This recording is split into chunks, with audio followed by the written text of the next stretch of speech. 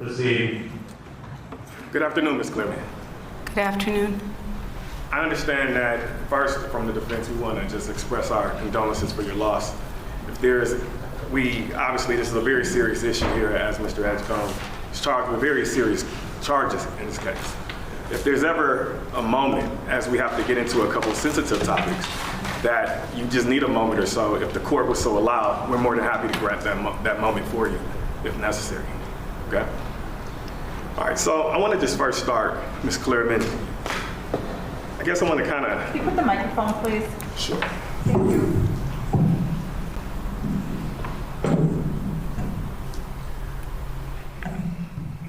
All right, so Ms. Clearman, I want to just first start kind of toward the end of this situation. You indicated on direct examination that you exited the vehicle at the time that Mr. Clearman was shot, correct? Can you rephrase that? Okay, so once your husband, Mr. Clearman, was shot, and Mr. EDGECOME left the scene, correct? You seen him go down the stairs? That's a different question, isn't it? Did you see, you know the time that once your husband got shot, you seen Mr. EDGECOME go down the stairs immediately afterwards? After, if I understand you correctly, after my husband was shot, I saw the man on the bike go down the stairs? Correct, right? That's correct, yes. Okay, all right. And then immediately after that, you got out the vehicle, about 6 seconds or so, you got outside the vehicle, right? I remember getting out of the vehicle, yes. Okay. And you indicated that you ran over to your husband, right? Yes, I ran over to him. Okay. And you put your hand down, you indicated that you put your hand down on his body, is that correct? On his back. Okay. Because I wanted to see if he was alive. Okay. And you concluded at that time that he wasn't, right? Yes. Okay. Okay. At this time, I want to go into State's Exhibit number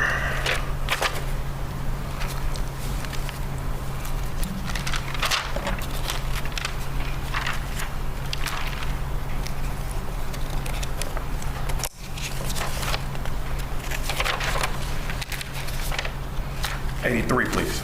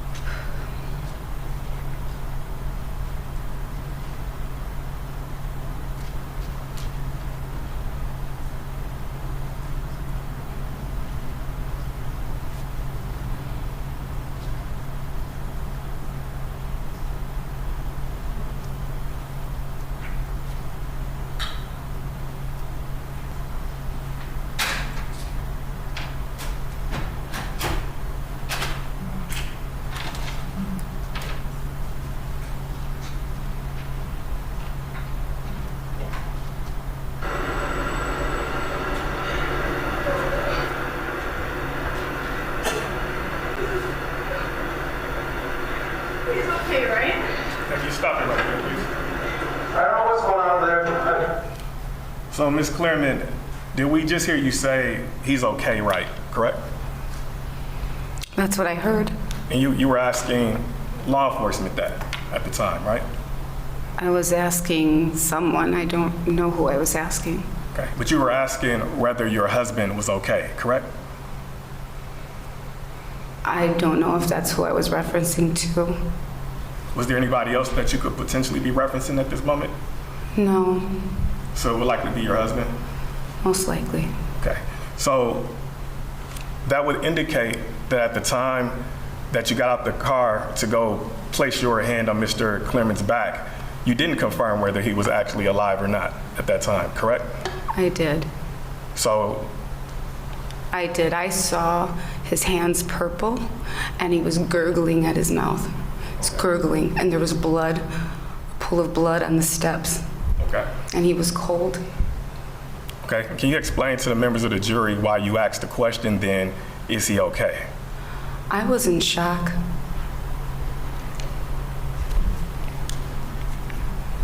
Now, Ms. Clement, you also indicated on direct examination that at some point you went again to Mr. Clement's body and you grabbed an item from the scene, correct? That's correct. Right. And you indicated that you went into Mr. Clement's pocket, correct? I reached into his back pocket and removed his wallet. Okay. And you indicated that the reason you did so because you wanted something of him to hold on to, correct? Yes. Okay.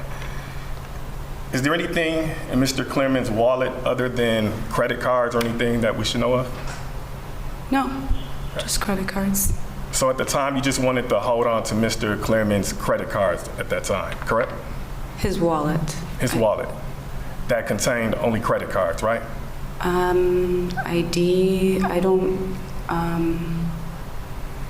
his IDs, his work IDs.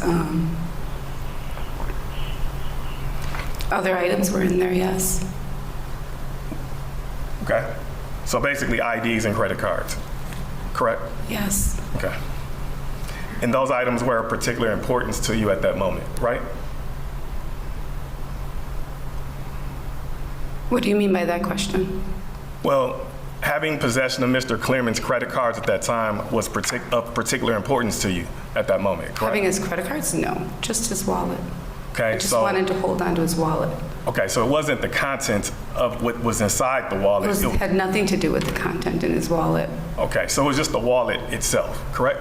Correct. And it was just a leather wallet, correct? It's just a leather wallet, correct.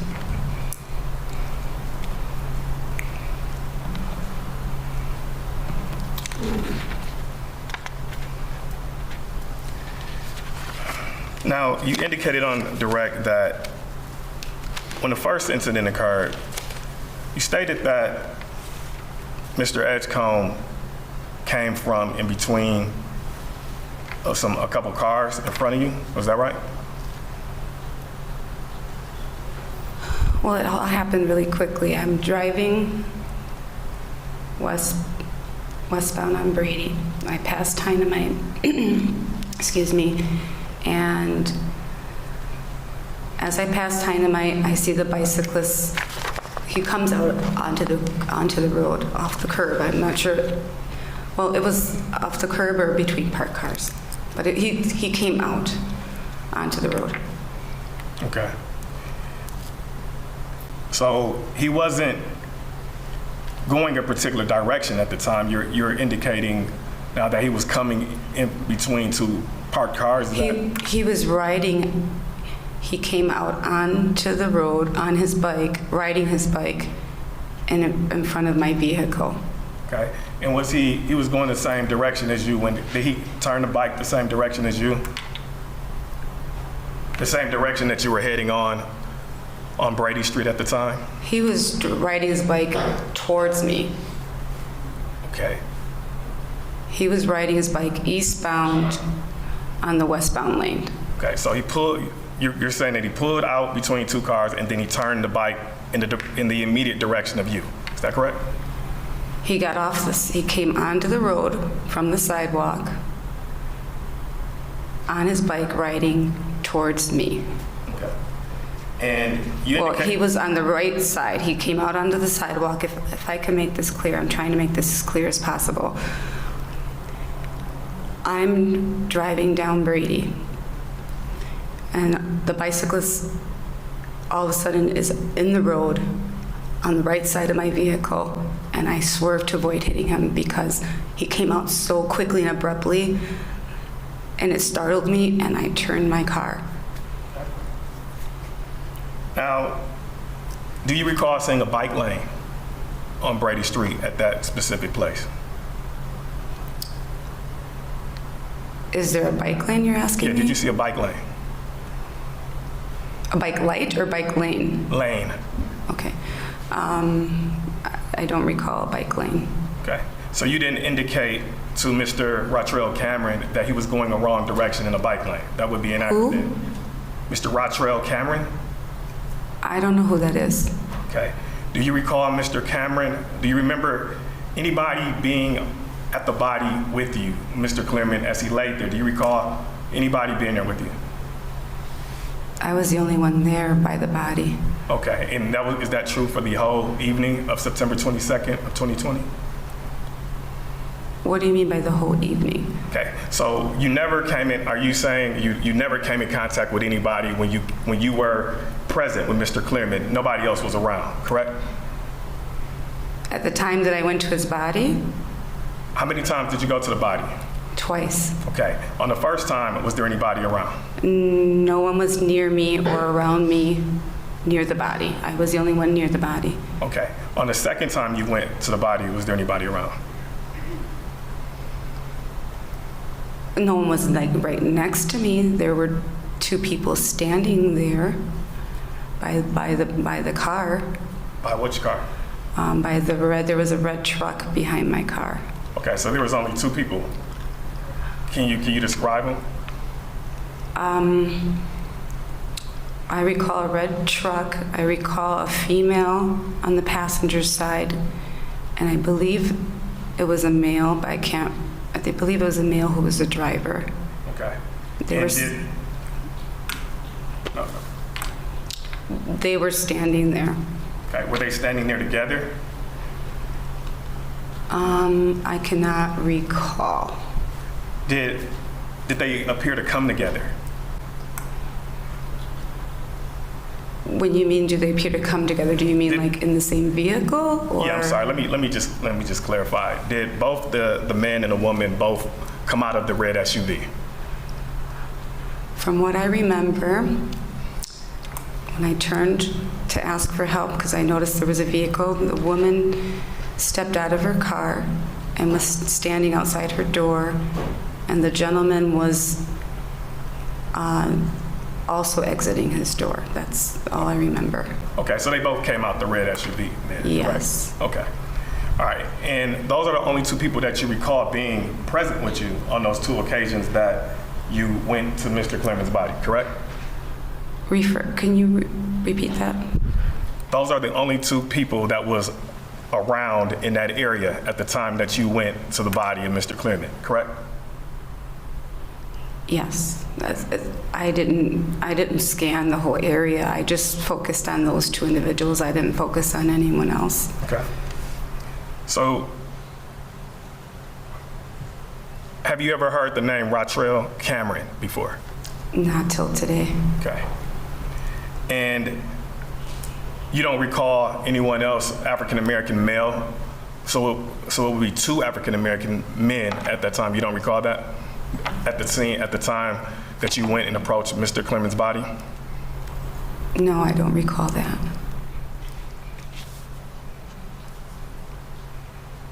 And when you were at the body, did you ever call anyone and say something were you on the phone with someone when you got out the second time? Can you elaborate a little bit? Sure. When you got out the vehicle the second time, right? Were you on the phone at the time that you exited the vehicle? I don't recall. Okay. You don't recall being on the phone with someone named Anna? Anna? Yeah. Or Ivana? Ivana, you Ivana. mean? Yes. Ivana. I apologize. That's Ivana. okay. Yes, I called Ivana, and yes, I called Ivana. And you were on the phone with Ivana at the time that you approached the body, correct? Yes. Okay. And Ivana is she married too? Is Ivana married? I wanted to stand there by my husband's body, so when I called her, I was standing there, yes. Okay. And Is Ivana married? yes, she's married. And is her husband a police officer? No. Okay. Do you know what his occupation is? Her husband's occupation? Yes. He, actually not really, but he's a salesman. Oh. I don't know what company he works for, but he's a salesman and he travels a lot. Okay. All right. And do you recall someone coming to the scene who was a police officer at the Yes, I time? do. And who was that? That individual is the boyfriend of my niece's boyfriend, What's your niece's name? Davina. Tavina? Davina, Davina. Davina. Okay. And you had occasion to be on a phone call with Davina, correct? You called Davina at some point? I never called Davina. Okay. How did Davina learn to come to the scene? Objection, Your Honor, speculation. Overruled, she can answer if she knows. I don't know how she heard of it, but I can assume that her mother called her. And what's her boyfriend's name? Garrett. I don't know his last name, but it's Garrett. Say that again, ma'am. Garrett? Garrett? Garrett. Okay. And so Garrett is the police officer, correct? He is a police officer. And he accompanied you at the time that you were giving a statement in this case, correct? No, incorrect. Okay. Well, did Garrett ever get into a police car with you? He did not. Okay. At this time, I want to go into the State's Exhibit 83. I guess it's the same video. Can I interrupt? No. No? Okay. Let him ask the question, please. Gotcha. Sorry. Oh, did you want to make a clarification? I'm sorry. I did want to clarify something. Okay. What I recall is that he came to the squad car that I was in. I don't recall if he sat or not. Wait a minute. Can I think a little bit on that, please? Sure.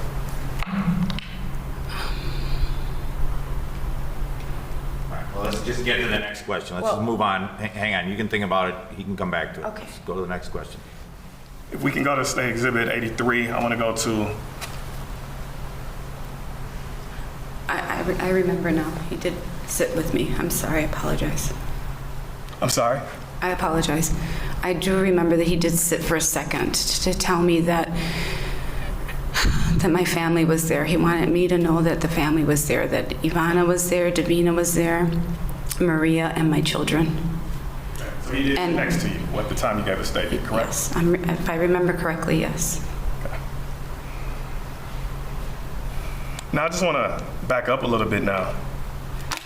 You indicated let's go back to the first incident. Now, on the first incident, you indicate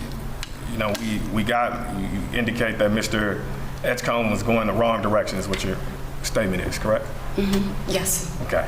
And at that particular time, you indicated on direct that your husband yelled out, "What the heck," correct? that's what I recall. Okay. All right.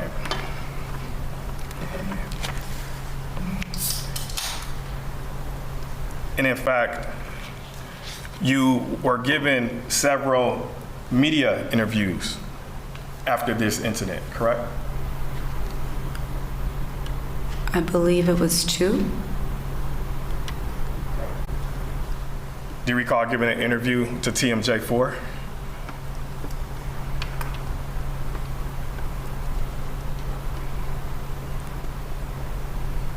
I do not.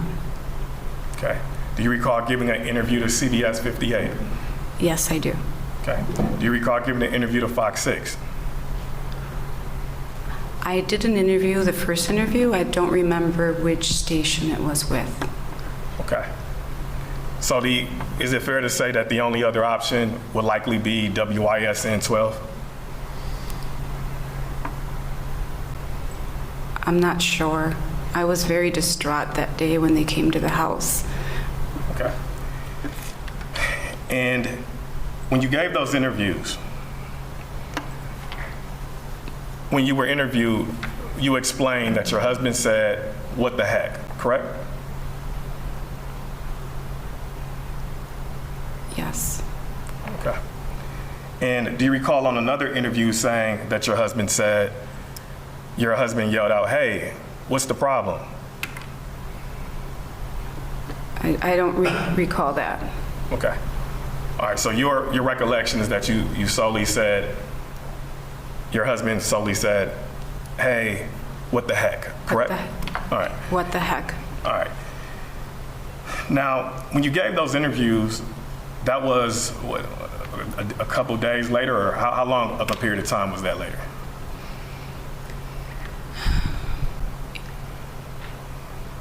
I was very distraught, and I still am very distraught over the loss of my husband.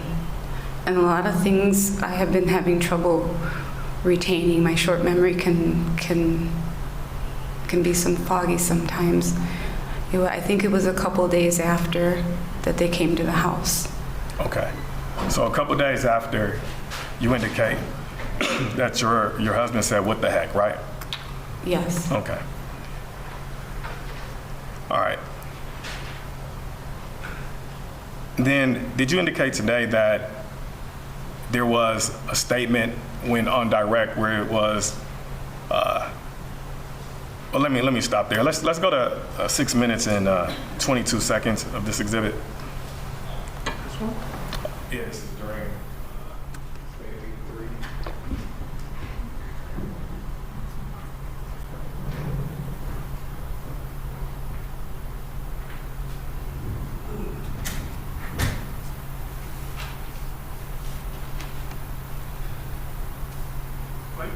Yes.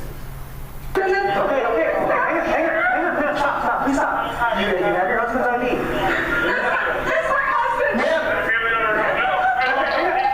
Stop, please. I need you have his, ma'am, you have his wallet in your purse. I need his ID. Please give me his ID. You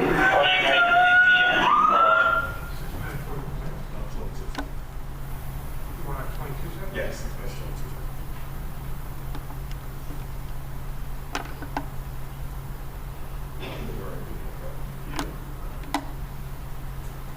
I need you to talk to me, okay? Okay, hang on. The guy was driving towards the car.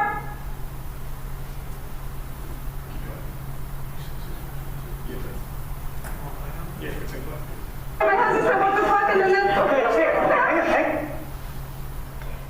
So, Miss Clearman, did you just say that your husband yelled out, "What the fuck"? That's what it shows on the video. Yes. Is that a true statement, is what your husband said? I remember what the heck. I was distraught. Okay. I swear a lot. You said, "I'm sorry"? I swear a lot. You swear a lot? Mm-hmm. Okay. And then did you indicate on direct that potentially he also said, "What the fuck, motherfucker"? Those were my words. Okay. And is that your belief of what your husband might have said? No.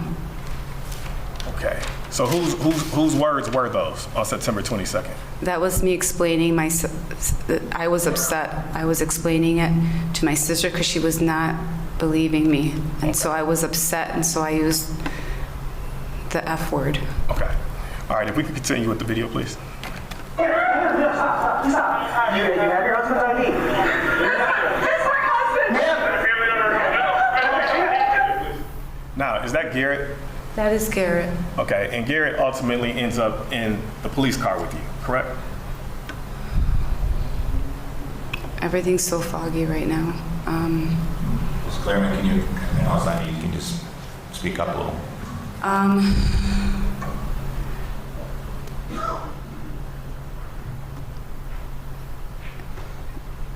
Now I'm not sure. So you're not sure if that guy ended up in the police car with you?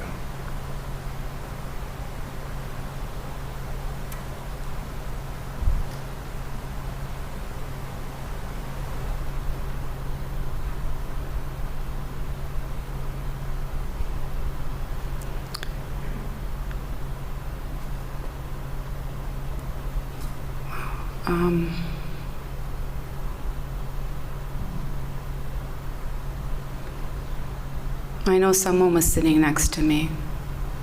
I don't know if it was Garrett or if it was the other detective. All right. Now, I just want to, just kind of go back a little bit. So we got to the first incident, right? And you mentioned on direct that you were just leaving a bar called Scaffity's, correct? Scaffity's. Scaffity's, okay. And before I start here, your husband he was a pretty tall guy. He was about 6'3", correct? Yes, he was 6'3". And he weighed 250 pounds. correct? 220, 225. He was very proud of himself for losing weight, so he was 220, 225. Okay, but if I submit to you that the autopsy report indicated 250 pounds, would you have any reason to dispute that? No. Okay. Now, you indicated on direct that you had a glass of wine, correct? Yes, I had one glass of wine. Right. And your husband, you mentioned, had 3 beers, is that right? I remember 3 beers. And that's what you testified to on direct, correct? Yes. Okay. Is it possible that because your memory is a bit foggy that he could have had a lot more than 3 beers? It's possible he had maybe 4 beers, 3 to 4 beers. Is it possible that he also had anything other than beer on September 22nd? What do you mean by other? Is it possible that he had any other type of alcoholic beverage outside of beer? Like, can you give me an example? You mean like a shot or? Well, did your husband take shots? No. Okay. He only drank beer. Okay. So the only thing he would have would be beer. Just correct? beer. All right. And you've been made aware, obviously, in this case, that the autopsy report that his blood alcohol level was a 0.12, correct? Yes. Okay. And you would know, are you familiar with blood alcohol levels? Like, No. okay. Do you, if I submitted to you that the legal limit was a 0.8 in this state, would you have any reason to disbelieve that? You're telling me that that's the legal limit? I'm asking, do you have a reason to believe? Your Honor, the legal limit's at .08. Yeah, Counsel, let's clarify, it's .08 to operate a vehicle in Wisconsin. That's the law. 0.08, Ms. Clearman. 0.08 is the legal limit. Right. Okay. You aware of that? I am now. Okay. And your husband's, the autopsy report indicated that your husband's limit was a 0.12, correct? That is correct. Okay. And that would be 1.5 times the legal limit, correct? I don't know. Okay. Now, you indicated that your husband drove to Scaffidy's, correct? He drove to Scaffidy's? Scaffidy's. Yes. Yes. I'll get it right one of these times, I'm sorry. All right, so he drove there, right? Yes, he drove there. Does he normally do the driving when you two are together? No. No. Usually I do the driving. Like I drive him to court. We share one vehicle. Okay. Okay, we don't have 2 vehicles. We only own one. And sometimes he'll drive to work. Sometimes I'll drive to work, depending if he has, to go to an immigration interview. If he has to go to an immigration interview, he's in his suit, and then I drive and I drop him off. Okay. But I think I do most of the driving. Okay. But when he came out of Scaffidy's, did I get it right that time? Yes. Okay, all right. So when he came out of Scaffidy's, he insisted at that moment that you do the driving, correct? He's, when you use the word insist, Well, he requested. He asked, correct? he said, honey, you can drive home. Okay. And do you believe that that was a request was made based off the drinking he had been doing that night? No, I think he was tired. Okay. Now, you're also aware on the autopsy report that it's claimed that there was THC in his system, correct? Well, that's what I understand now, yes. Did your husband use marijuana? Objection, Your Honor. The testimony is not that there actually was THC. It was not confirmed. Sustained. The testimony was that there was THC metabolites. That's what the medical examiner testified to. Let's keep an accurate record and ask accurate questions. Yeah, I thought I used the word claimed, but okay. Ms. Clairman, does your husband use marijuana? Objection, Your Honor. Rowe. I missed that. What was the question again? does your husband use marijuana, or did he use marijuana? That day. Judge, I'm objecting. Overruled, she can answer.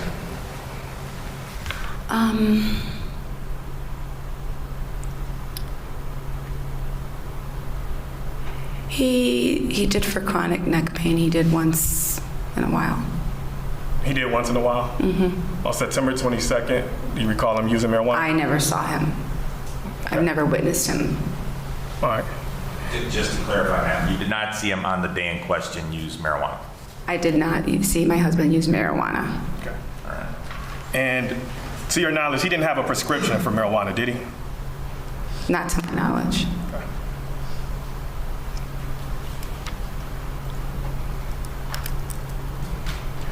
Ms. Cleveland, have you at any point used marijuana? Judge, No. Your Honor. That's irrelevant, sustained. Although she answered and said no. Let's move on. Now, Ms. Cleveland, you indicated that after, per the body cam in your testimony, well, at least the statement on the body cam with. Sure. After your husband says, "What the fuck," on the video to Mr. Edgecombe, then you continue driving forward. Is that correct? After after I swerve, you mean? Mm-hmm. I continue driving? I'm asking. Yes. Okay. And do you recall if you made contact with Mr. Edgecombe or not? What do you mean by contact? Do you recall ever coming into contact with Mr. Edgecombe with the vehicle? What do you mean by I that? think he's asking, correct me if I'm wrong, counsel, did your car ever touch Mr. Edgecombe and or the bicycle? No. And how did you come to that conclusion? I didn't.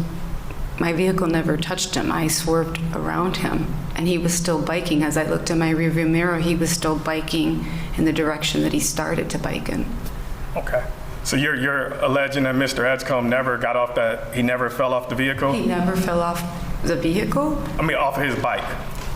He did not fall off his bike. Okay, and you know that because you're continually going forward, correct?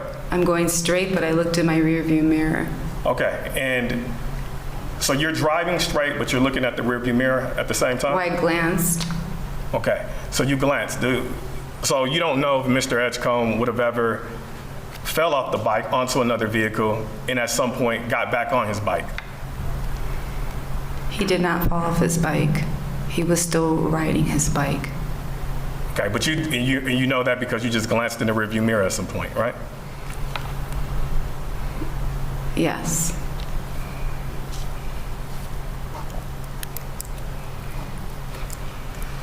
Now, you're heading toward Houghton, the intersection of Houghton and Brady, correct? You're on Brady and you're headed toward Houghton, right? Okay. And you're stopped. Your vehicle comes to a stop at that point. Yes, the light turned red and I stopped. Okay. And were you surprised when Mr. Edgecombe ended up on the passenger side of the vehicle? I was very surprised. Okay. So there's been a time that you weren't looking in your rearview mirror the whole time to see Mr. Edgecombe approach the vehicle, correct? No, I was not. Okay. So at least there was some period of time that you don't know what Mr. Edgecombe was doing, correct? Correct. I saw him continuing to ride his bike, so I was not thinking that he was. I didn't think anything other than I'm going home. Okay. And your direct testimony was that Mr. Edgecombe says to your husband, "Hey, were you talking to me?" Correct? When he approached the vehicle, he said, "Hey, are you talking to me?" Right. Those are the only words that Mr. Edgecombe said before. Those are the only words that I remember. And then your husband replied, "Yeah, I was talking to you." He just said yes. Okay. And then at that point, Mr. Edgecombe punched Mr. Cleveland, correct? Yes. All right. Now, Mr. Edgecombe never made a threat to you, did he? No. He never made a verbal threat to you? Never made a verbal threat to me. Okay. He never mentioned at any time that he had a weapon on his person, correct? We never exchanged words. Okay, so Mr. Edgecombe never said, I have a gun, correct? I never heard him speak a word to me, no. Okay. And he never said that to Mr. Clearman either, correct? No. And Mr. Edgecombe also never brandished a weapon. He never raised a shirt, showed a weapon. He never pulled anything out. Is that true? I didn't. He was on his bike, he punched my husband, and he rode off. Okay, I just want to kind of, before we go to that point, I want to just kind of stay right here at the time the punch was made. Mr. Edgecombe never displayed a firearm at that time that he punched Mr. Clearman, did he?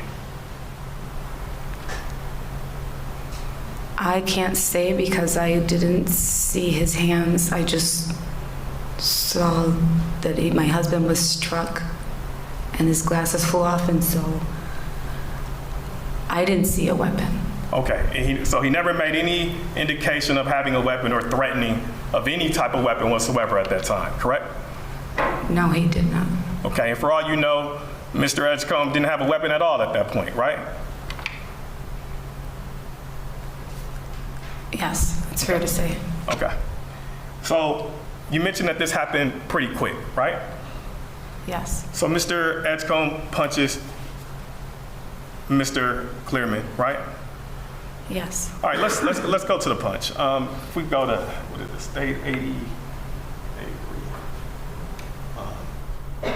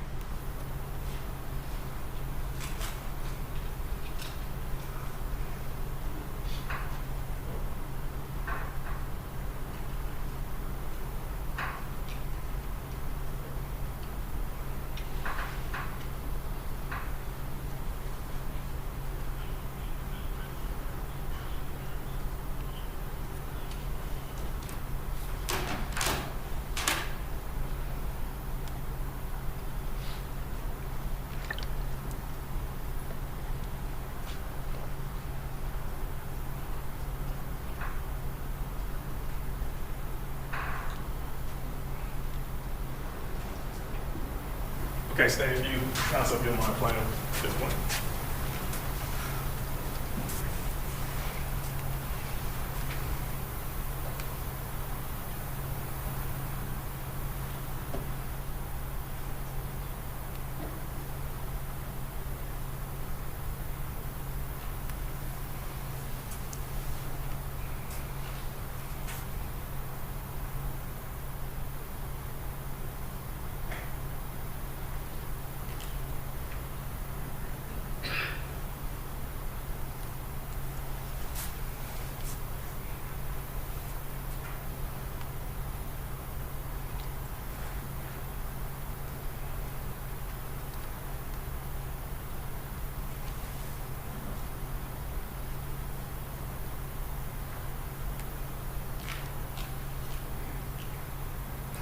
Okay. I want to stop right here, please. Now, Ms. Clearman, is this the vehicle that you were driving on the night of September 22nd of 2020? There are many Kias, so I want to make sure that is our vehicle. You want to take a look at does this refresh any of your recollection? Do you remember being behind a Reinhardt truck? No, I don't remember being behind a Reinhardt truck. Okay. You want to take a second look at this vehicle to see if or if you want to come closer if the court. Well, I mean, it looks like my vehicle. Okay. All right. And you have no reason to think otherwise that is likely your vehicle, September 22nd, correct? Well, it's hard to tell. I don't know who's in the vehicle. Okay. All right. We'll continue playing, please.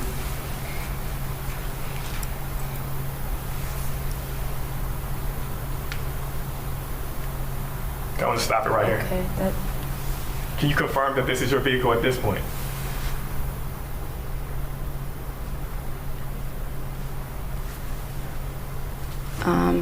I can't. Okay, all right, fair enough. Counsel, if you mind, continue playing. Can you stop, please, right there? Do you see a bicyclist coming along at this point right here? Yes. Okay, is that Mr. Edgecombe? I don't know. Okay, all right, Counsel, if you continue playing.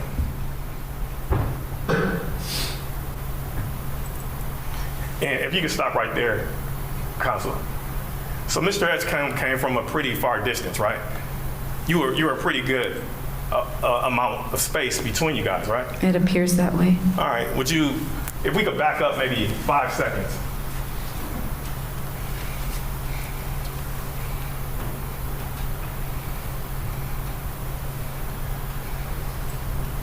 Do you see Mr. Edgecombe in frame at this point?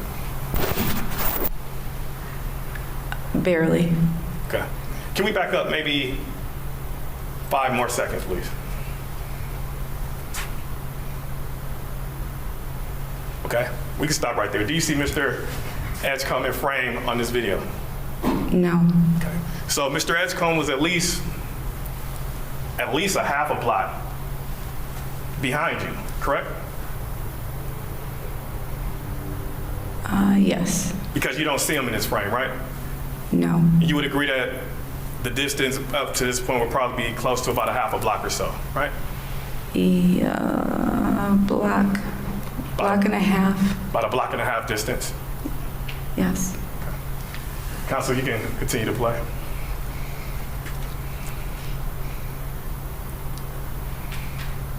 So Mr. Edgecombe, it appears that a bicyclist is now coming in frame, correct? Yes. All right. Yes. And if we could, you can continue. Okay, stop right here, please. Now, you mentioned that Mr. Edgecombe surprised you when he came to the vehicle, right? Yes. So you didn't see Mr. Edgecombe when he got to this place, right? No. So for at least a block and a half distance, you didn't have any indication where Mr. Edgecombe was, correct? Correct. Okay. All right, Counsel, we continue playing. I want to stop right there. So is this the point where have you identified this being your vehicle at this time? Yes, that's my vehicle. Okay, and the person that's approaching the vehicle, do you know who that is at this point? The man on the bike. Do you recognize that to be the defendant in this case? I haven't looked at him. Okay, you want to look at him? Not really. Okay, I understand. All right, so Counsel, you continue playing. Okay, can you stop right there, please? Is that the way that you recall the incident playing out when your husband was struck by Mr. Edgecombe? Yes, but can you rewind it a little bit? Sure.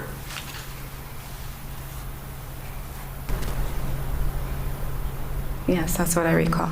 Okay, so at this time, I want you to focus in on the passenger door as we get ready to play it now. So you go ahead, Counsel.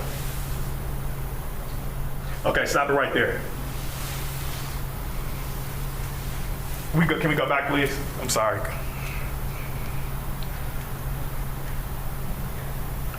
Right there is good. Back up a little bit farther.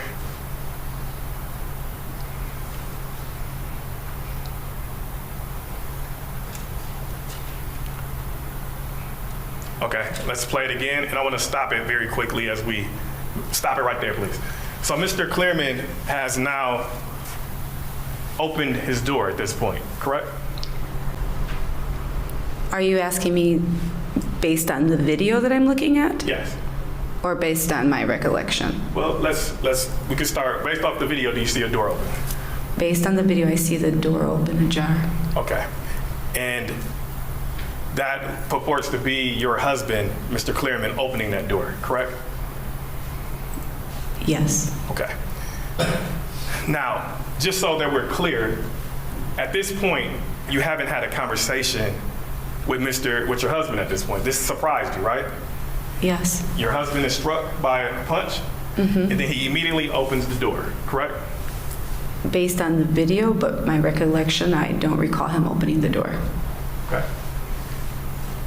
But you don't dispute at this point, based off the video, you see that he did open the door, correct? I'm sorry, Counsel, I can hear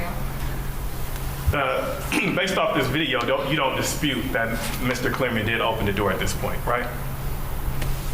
Yes. Okay. Now, prior to Mr. Clearman opening that door, he didn't have a conversation with you within a couple seconds, did he?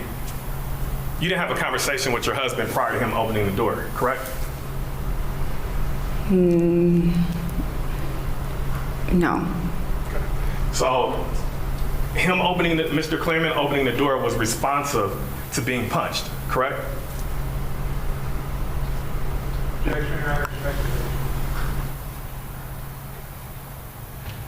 Well, yes, it kind of calls for speculation, but she was right there. She's witnessing the whole thing. She can answer if she knows. Okay, can you repeat the question? Yeah, if I can remember. So, when You said Mr. him opening the door was responsive to the punch. That was the question, I think. Yes, thanks, Your Honor. I'm not sure. Okay.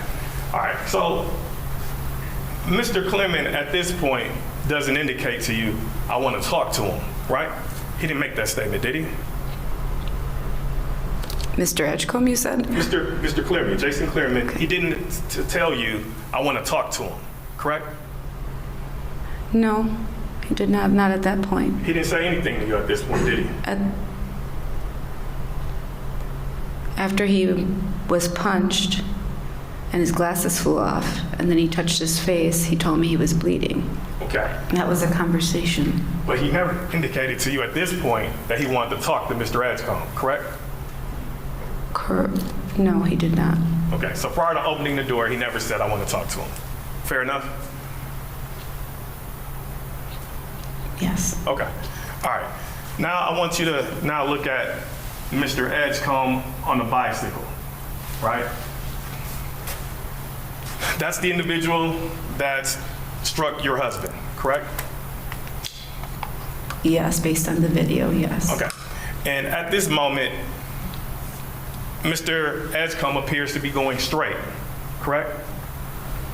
The corner's right a few feet from where he is right now. But at this very moment, he's going straight, correct? Yes. At this very moment, Mr. Edgecombe is not posing a threat anymore beyond that punch that he just threw, correct?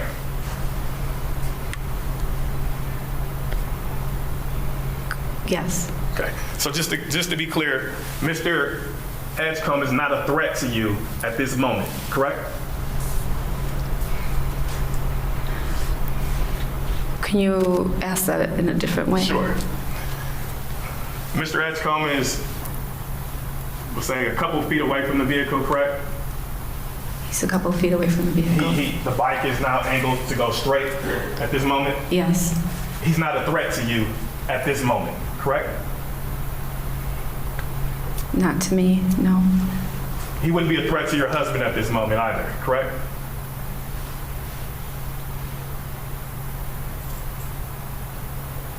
Not sure. Okay. Now,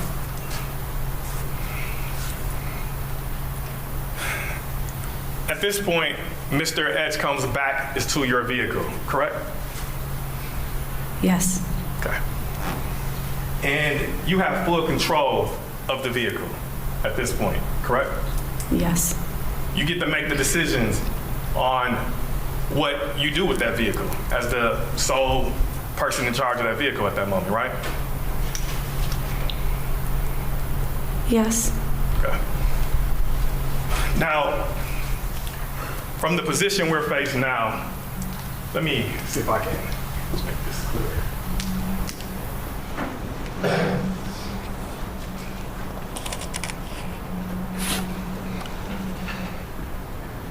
I'm now showing Ms. Clearman what has been marked as Defense Exhibit 5 for the record. Ms. Clearman. All right. So does this area look familiar to you? No. Yes, it does. All right, so this is a fair and accurate representation of, the area in which you were on September 22nd of 2020.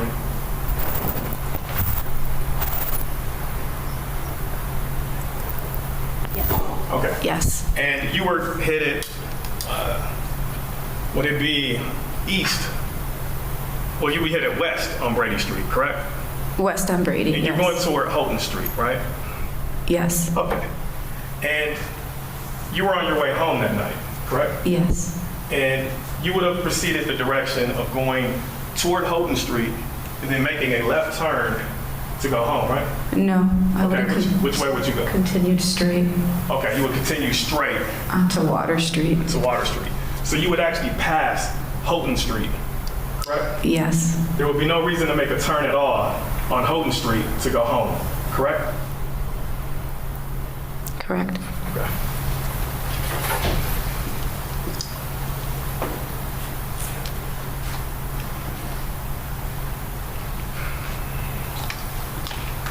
Now, Ms. Clearman, you indicated that you seen Mr. Edgecombe at the time that you had to swerve, correct? I saw him at the time I had to swerve. All right. And you would have noticed the type of attire that Mr. Edgecombe was wearing at that time, right?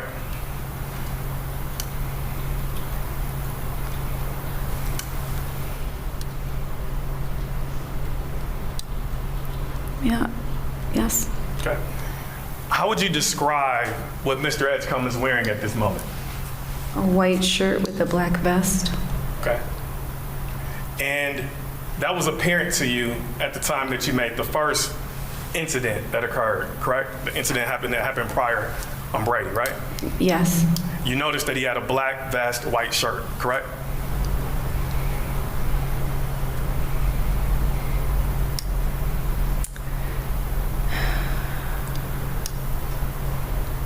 No.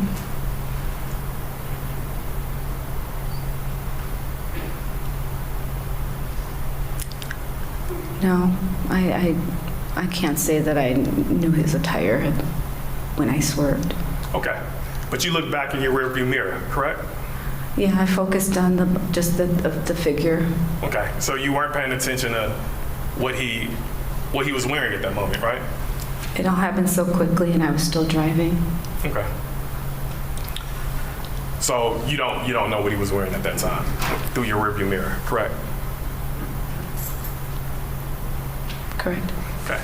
Now, you see Mr. Edgecombe now on the right side of your vehicle, correct? Yes. And were you able to see him on September 22nd at this time? No, I was looking for the glasses, so I don't know which way he was going. Okay. But at some point, your husband said, follow him, correct? He did not say follow him. Your husband never said follow Mr. He Edgecombe. never used those words. He never said follow Mr. Edgecombe. Is there any words that Mr. Clearman used? When I started driving, when the light turned green, he said, turn the corner. I want to talk to him. Okay. Now, in order for you to know where Mr. Edgecombe was, you would have to be able to see him ahead of you, correct? I would have to, You have to see Mr. Edgecombe in order to go in the direction of Mr. Edgecombe, right? I wasn't going in his direction. I was driving, and then my husband turned me to turn the corner. So I didn't see him. If he turned the corner or went straight, I didn't see him. And when your husband said, turn right, he wanted to talk to Mr. Edgecombe, right? He said, turn the corner. I want to talk to him. So you were looking for Mr. Edgecombe so that you could enable Mr. Clearman to get in the vicinity of Mr. Edgecombe in order for him to talk to him, correct? I turned the corner, yes, because he asked me to, and when I saw him, I stopped my vehicle. Okay, when you saw Mr.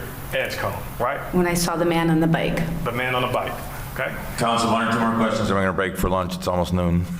You can pick up after lunch, but one or two more Wow, questions. we can pick up after lunch. I'm fine with that, guys. All right. Ladies and gentlemen, it's almost noon. We're going to break for lunch. I appreciate, and ma'am, you can step down. I appreciate that the jury, to my observation, you've all been paying attention. You were all here on time this morning. I appreciate you paying attention. Both sides appreciate you paying attention. We're going to continue a testimony this afternoon. As I said earlier this week, we're not going to finish today. We will most likely, I'm hoping, finish on Monday. But we'll break for lunch. It's noon. If you can be back in the jury room a little bit after 1, 5 after 1, or 10 after 1, and we'll start as shortly thereafter as possible. Again, choose wisely in the cafeteria. See you in an hour. Everybody else can remain seated. Grant, that's your cue. Grant Huber for the state, sorry. EDGECOME on behalf of Theodore EDGECOME. B.R. Lamar on behalf of Theodore EDGECOME. All right, we need to put a couple things on the record. It's 1:30, the jury's back. I had a conversation with the lawyers before we called this on a couple of things.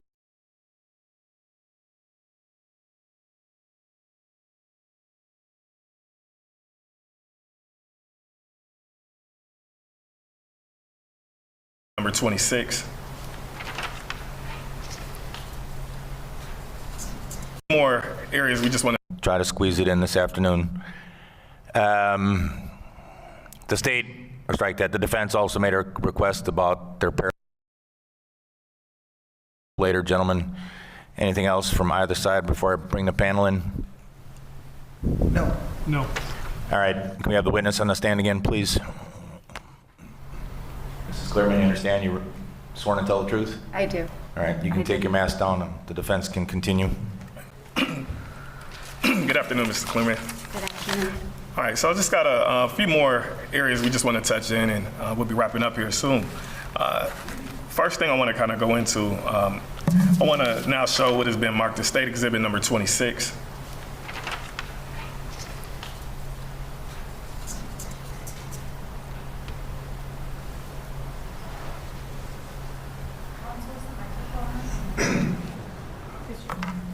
Yes, can you hear me? Yes. So I'm showing the witness what has been marked as State Exhibit number 26. Now, Ms. Clearman, you recognize that vehicle, correct? Yes. All right, and that's the vehicle that you were operating on September 22nd of 2020, correct? Yes. All right. Now, I want to bring your attention to the rear door. And there's what's known as an open intoxicant in that rear door, correct? It's a can. A White Claw, correct? I don't know if it's a White Claw or not. Okay.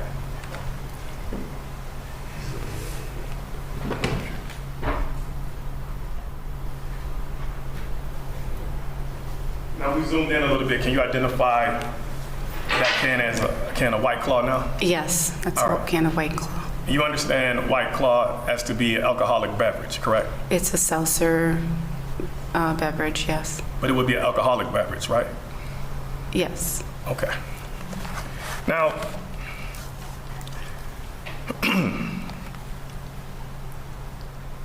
were you given any type of citation or anything for having that open intoxicant in the Objection, vehicle? Your Honor, relevant. I don't think it's particularly relevant, but you can answer, ma'am. Were you given a citation for having an open intoxicant in your vehicle in that day? No, I was not. Okay. All right, I want to now go into what has been marked as State 34.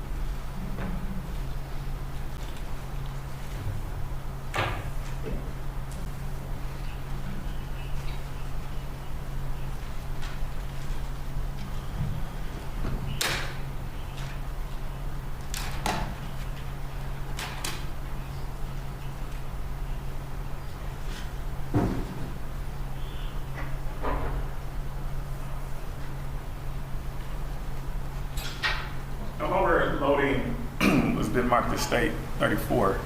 Ms. Clearman, on direct examination, you explained that Mr. Clearman just got out the vehicle because he just wanted to talk to Mr. EDGECOME, correct? Sure, sorry about that. Can you repeat Could you hear that?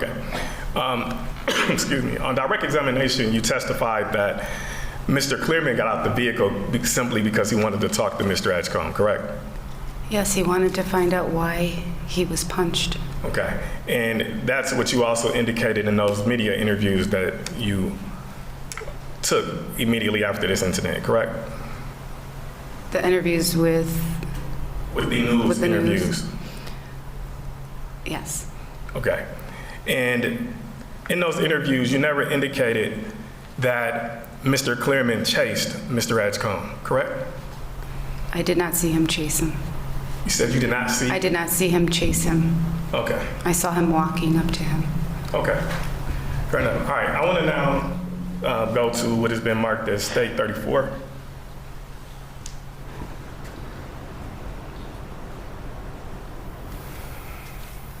All right. You can go ahead. All right. I want to stop right there, please.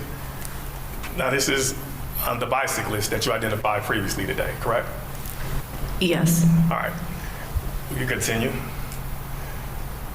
And if we can stop right a little bit further, right here. Now, Ms. Clearman, is this your vehicle here? Yes. All right, and you appear to be in the left lane here, correct? Yes. All right. Now, is this the point where your husband told you to follow or make a right turn to proceed after Mr. EDGECOME? No. Okay. When did Mr. Clearman make that request? I believe I was in the walk lane for the pedestrians. Okay, so Mr. Clearman didn't ask you to make a right turn at this point? I had started driving.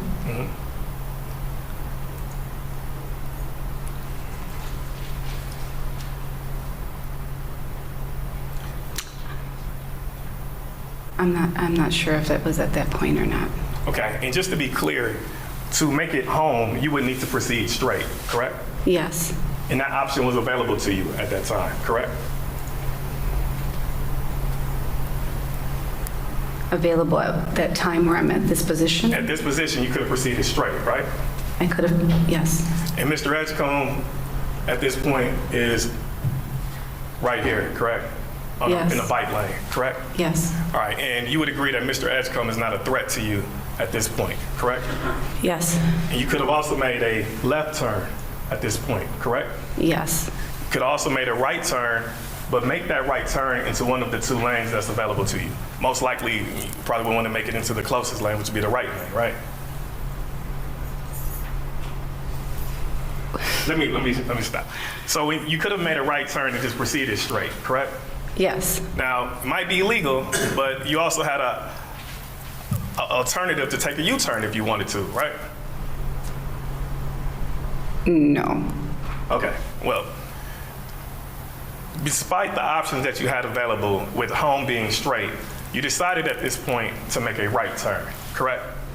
Yes. And that right turn, was that based off of the fact that Mr. EDGECOME was going right? It was based on the fact that my husband asked me to turn right.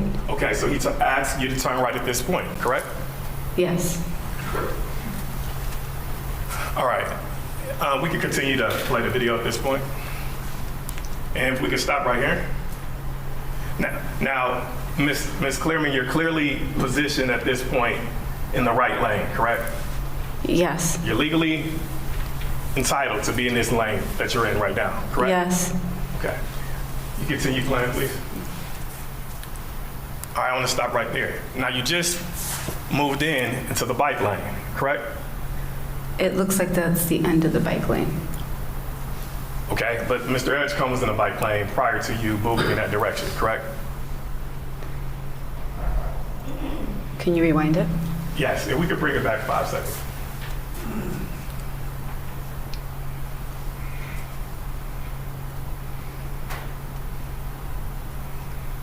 Okay, we can play it from me. All right, you stop right there, please. Now, your brake light's also turned on at this point, right?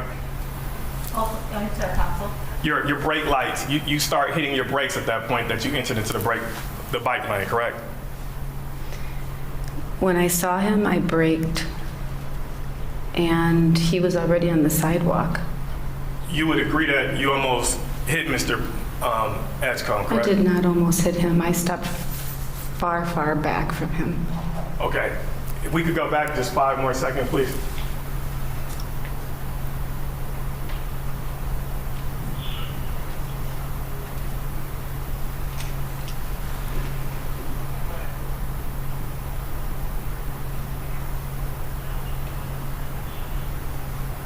You can go ahead. He's on the sidewalk before. Okay, stop it right there, please, Counsel. Now, you would agree that your actions in driving toward that direction of Mr. Edgecombe resulted in Mr. Edgecombe hopping a curb to now go onto the sidewalk? Objection, Your Honor, speculation as to what it cost someone else to do. Say that again, Mr. Huebner? It's speculation. He's stating that what she did, therefore, she knows why another person got onto the sidewalk. We also know he was going down the stairs anyway, so he could have been just getting off the sidewalk. Right, okay. Sustained. There may be a different question that's allowable, but sustained. Okay. You saw Mr. Edgecombe go into the go into the sidewalk after you turned into the bike lane, correct? Please repeat that. Okay. You saw Mr. Edgecombe proceed into the sidewalk after you went into the bike lane, correct? He went onto the sidewalk, and then I pulled over into the bike lane and Okay. stopped. Okay. Now, at this point, is this the point where you're saying that Mr. Clement is walking? He gets out the car? He does, yes. Okay. All right, if we could play it at this point. All right, stop it, please. Mr. Clement he just got done walking, correct? He's walking right now. All right. If we could play it from this point. All right, can you stop right there? Mr. Clement isn't walking anymore, is he? Well, if I'm going to answer to that from what I recall, what I remember, I was already up, so I didn't see my husband. I was in the car, so I did not see him running. Okay, but based off of what you've just seen right now, you've seen Mr. Clement walking, correct? Based on what I saw, he looks like he's jogging a little bit, picking up his step. Okay, and Mr. Clement is clearly ahead of your vehicle at this point when he's running, right? That is not clear to me right now. Mrs. Clement, can you speak up a little, please? Yes, I need the attorney to speak up, please. Sure. that's not clear to me at this Okay. moment. You want to come a little closer to kind of see where Mr. Clement is? Stand up and look if you're comfortable with that, ma'am.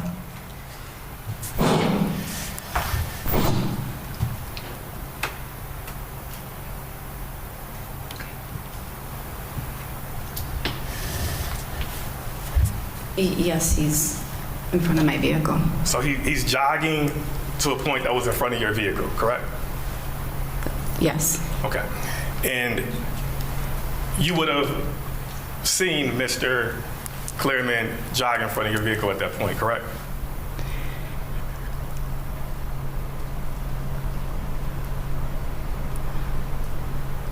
I didn't see him running that day, but based on this video, yes, I can see it. Okay. And you were looking at Mr. Edgecombe at this time, is that right? Well, what I recall was not at this point, no. Okay, so you didn't, Can we just, counsel, please make a record of either of you exactly where this has stopped, since there's a lot of testimony about this. 23 seconds. That's our grant. 23 seconds. Can we see the whole video? I'll let defense counsel ask questions after that. I'm sure Mr. Huebner will follow up.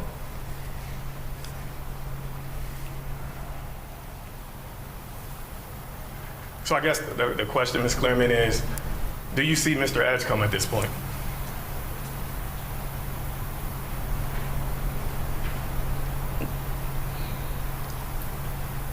I can't see him at this point from this video, no. Okay. All right, if we can play just a couple seconds. And we stop right here. All right. You see Mr. EDGECOME at this point. I cannot see him in the video. Okay, you want to come a little closer if you need to?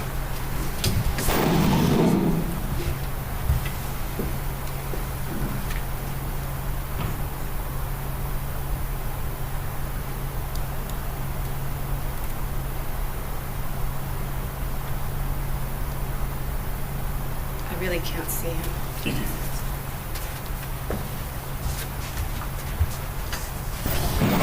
I cannot see him on the video. Okay. All right, and Ms. Clerman, you testified that Mr. EDGECOME brandished a weapon at some point. Is that correct? Yes. Okay. And you also testified on direct that you yelled out to your husband to warn him of the gun, correct? When I saw the gun, I shouted out to my husband, he has a gun. And you also testified to media outlets that when your husband got too close to Mr. EDGECOME, you yelled out he didn't hear you. Let's strike that. Did you testify earlier that Mr. Clearman did not hear you when you tried to yell out that he has a gun? He did not hear me. Okay, so you did yell out he has a gun. I did. Okay, and then you also testified, well, you also made statements to media outlets saying that he got so close to Mr. EDGECOME that he didn't see it, correct? I said as he was getting close to him, he didn't see it. Okay, so Mr. Clearman was getting close to Mr. EDGECOME, correct? He was coming up to him to talk to him. Okay, but he was the one that was advancing toward Mr. EDGECOME, correct? Yes.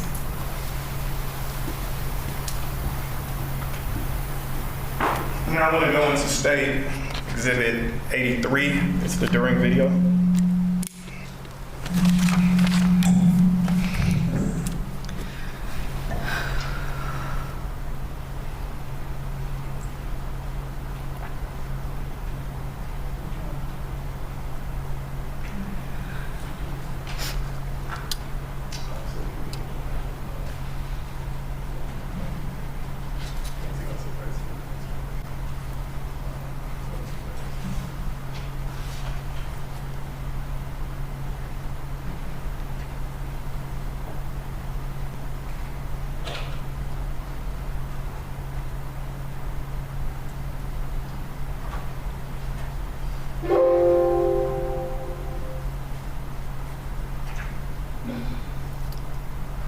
Now, Ms. Clearman, while the state is pulling up that exhibit, the option was available to contact 911 and report that Mr. EDGECOME punched her husband, correct? Everything happened so quickly. Okay. Mr. EDGECOME did not stop you from contacting 911 to report him, correct? He did not stop me. Yeah, there was nothing that Mr. EDGECOME could do to stop you from calling 911 to report punching your husband, correct? No. Okay. So you made a conscious decision not to call 911 and kind of take matters in your own hands, correct? No. Okay, can you explain? Everything happened so quickly, I was stunned. My husband got punched violently in the face. His glasses flew off of him. I'm trying to figure out how to reach down and grab his glasses and think, okay, what do I do now? And at that time, when I'm thinking all this and I'm trying to drive, my husband says, can you turn the corner? I want to talk to him. And so I trusted my husband. He was calm. He said it in a very calm voice. And so I turned. But moments previously, you saw your husband, after being punched, open his door immediately, correct? I did not see that.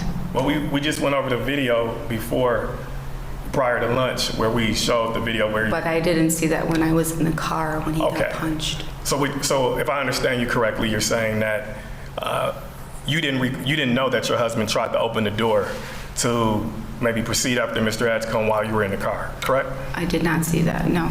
Okay. All right, now we're at 13 minutes and 22 seconds. Now you testified on direct that, your husband didn't chase Mr. Edgecombe, correct? He walked towards him. That's what I saw. And you never used the word chase, correct? You didn't use the word chase, right? Checks? Chase. Proceed after. Pursue. And when? Today or when?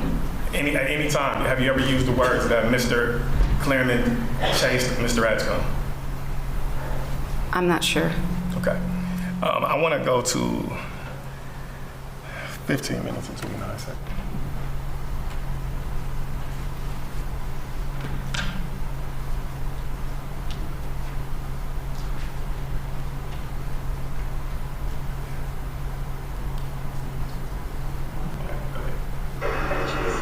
At radio, that stops. Okay. Turn the corner this way.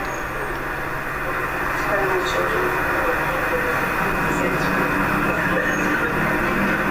I'm being interviewed before I get.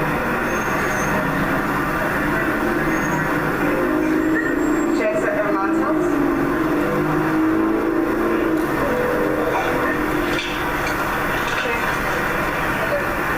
Okay, be careful. I'm not kidding you. I'm not kidding this one. Hey, ma'am. We don't. Sing a little bit. Yeah, okay. Please come home. Please come to me. I love you. I love you. All right. So your husband got out of the vehicle at Brady and Holton and followed the guy up here because the guy was on his bike? Yes. Okay. Because I waited for him. He antagonized me. Then you turn the corner to follow?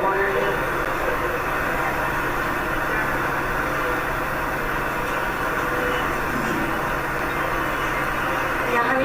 What happened right here?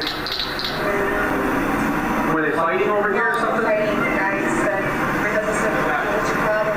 The guy just gave it to me closer and then he pulled up a gun like this and then like this. Okay.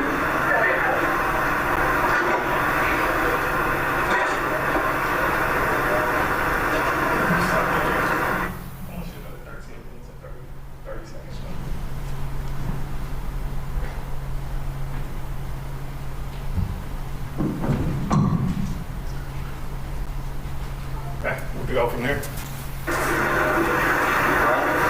I said, turn the corner and down the corner and chased after him. Stop it right there, please. You guys, Did you just say my husband got out the car, turned the corner, and chased him? That's what I heard. And is that true? As you testified today, is that a true statement? A true statement that I said it here. Yes. Is that your recollection that he chased him? Not that you've seen yourself say it immediately after the incident. Is that your testimony today? I don't recall it. You just seen yourself say that he chased him, right? I did, but my memory from that day, I remember him walking. Okay.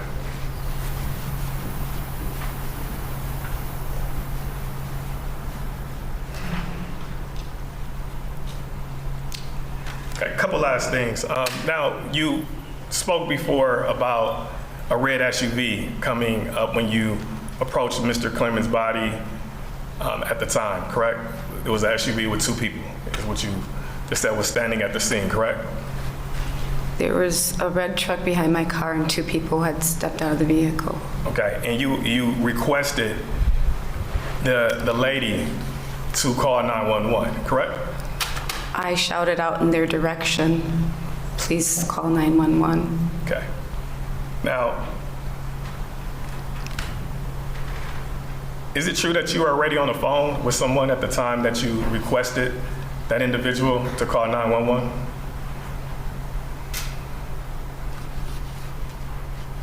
I don't recall being on the phone. Okay. With someone named Ivana?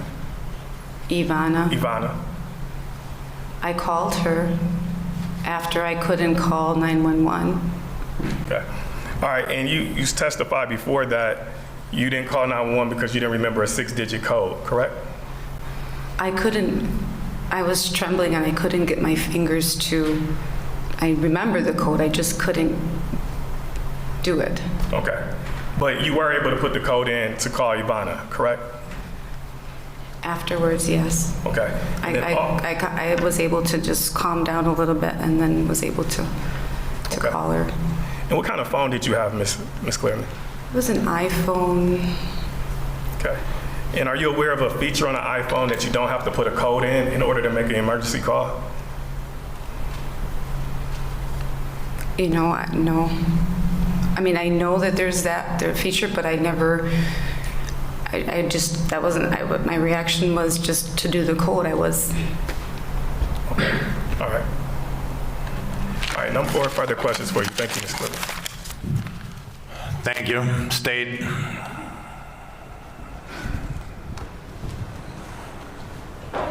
Man, I just want to, staying on that phone call portion of it, you indicated once you were able to calm down, you were able to call Ivana. Is that correct?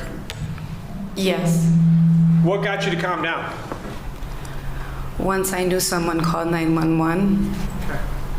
And then defense counsel had previously asked you some questions about stating that, you know, when you went to the body and you put your hands on your husband, you realized he was dead. And then they played you this one small snippet where you asked an officer if your husband was okay. Do you remember that questioning from earlier in the morning? I do. Okay. And defense counsel was stating, well, you know, if you asked the officer if your husband was dead or if he was okay, that must have mean that you weren't touching or knowing that your husband was dead at the time. You stated you were in shock at the time, right? Yes. Okay. Now, what I want to do is I'm going to play the portions of that scene, but I want to play the entire portion like we did earlier so we can put that in context. Just one moment.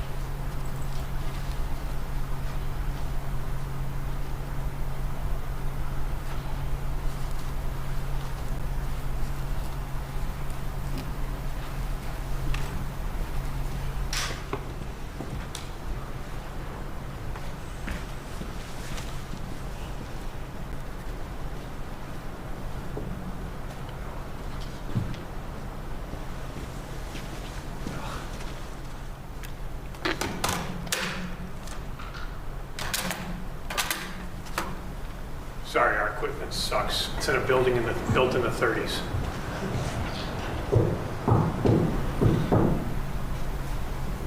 The state keeps saying that, but yes, our equipment in this building is archaic. It's terrible, pathetic, embarrassing. And that's the best I can say about it.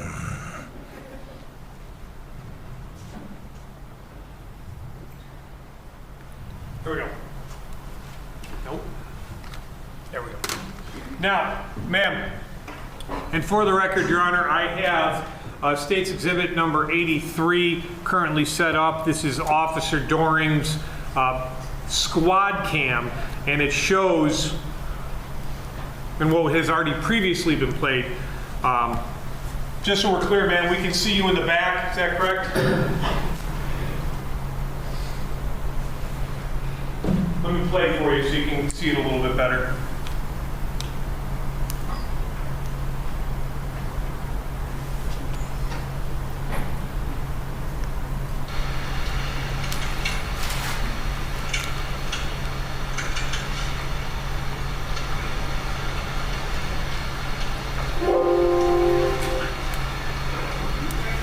And pausing at 3507, do you see yourself?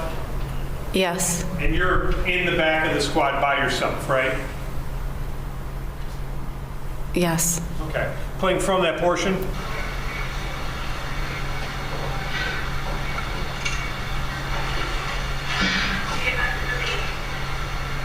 I can turn the air on for you too. View message.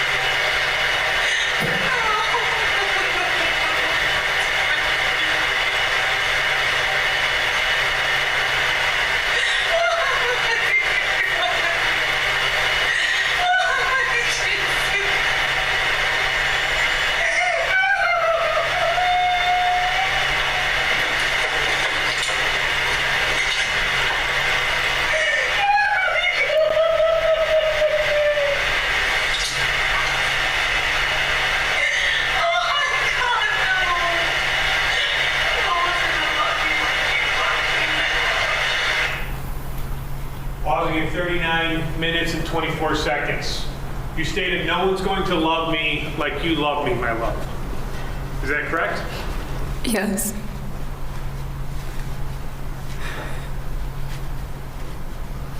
Continuing on.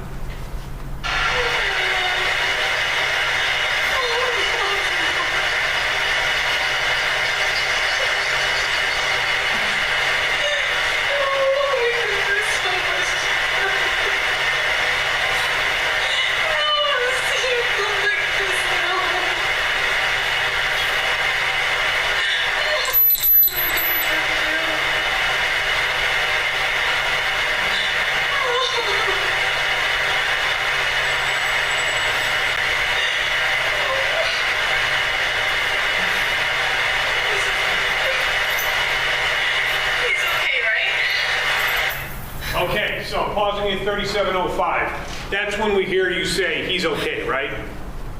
Is that right? Yes. After you had sobbed and exclaimed that no one was ever going to be able to love you like your dead love, your dead husband would ever be able to.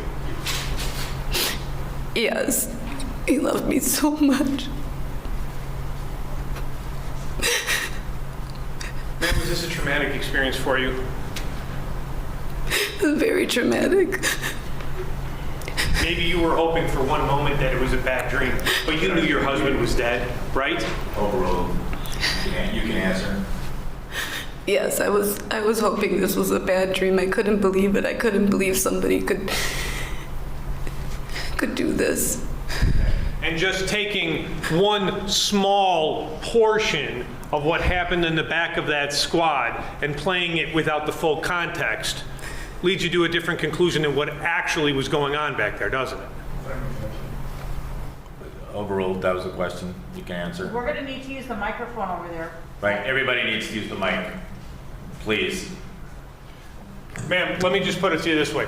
When someone takes just 1 second out of all of that anguish and only puts in that one question, that makes it kind of look different than what we just saw, doesn't it? Yes.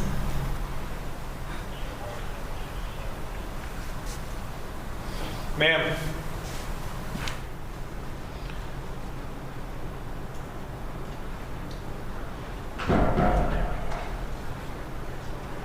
I'm sorry. Thank you. Nothing else. Nothing further. Anything else? No, Your Honor. All right, you can step down, ma'am. You can step down. You're done. Thank you.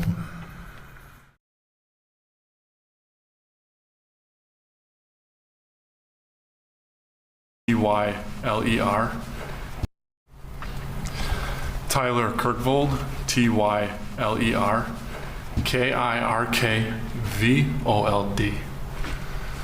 Thank you. Proceed. Thank you. Now,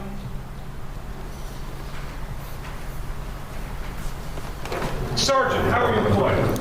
I'm a sergeant with the City of Milwaukee Police Department. And how long have you been with the Milwaukee Police Department? About 14 years. How long have you been a sergeant? I was promoted to sergeant in September of 2021. And prior to being promoted to sergeant, how were you employed? I was a detective with the City of Milwaukee Police Department for approximately 6 years. What was your assignment back in September of 2020?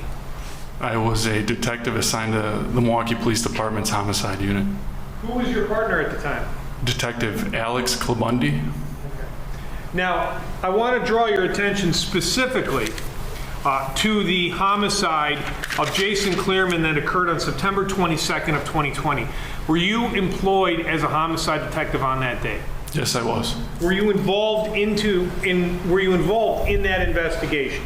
Yes. All right. Now, to begin with, were you involved in any way, along with Detective Klabundi, in an attempt to find security video at various different locations? Yes. Okay. And in fact, there were a number of different security videos that were grabbed from various different places along the flight path of this suspect. Am I right? That's correct. At the time, did you have any idea who the suspect was? No. One area that I would like to talk to you about is Zanya's Pizza. Are you familiar with that place? Zena's, yes. Zana's. And in terms of that, in terms of that particular location, was there any video that was recovered from that location? Yes. Were you involved in the recovery of that? Yes. Now,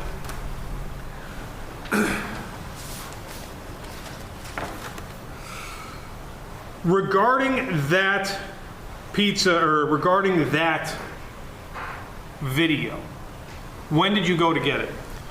That was on September 25th of 2020. Okay.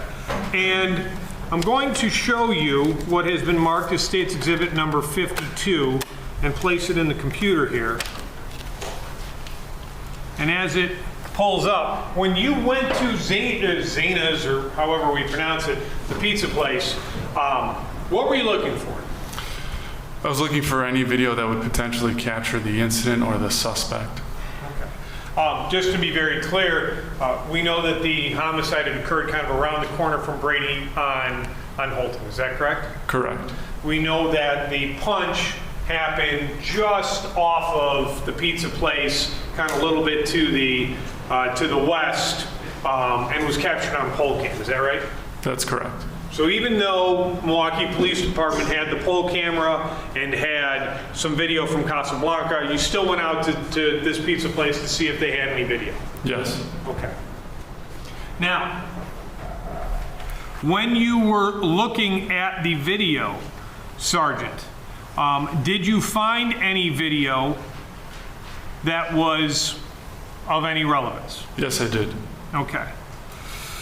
Now, I want to show you, and I have currently on the big screen, what is labeled Channel 5.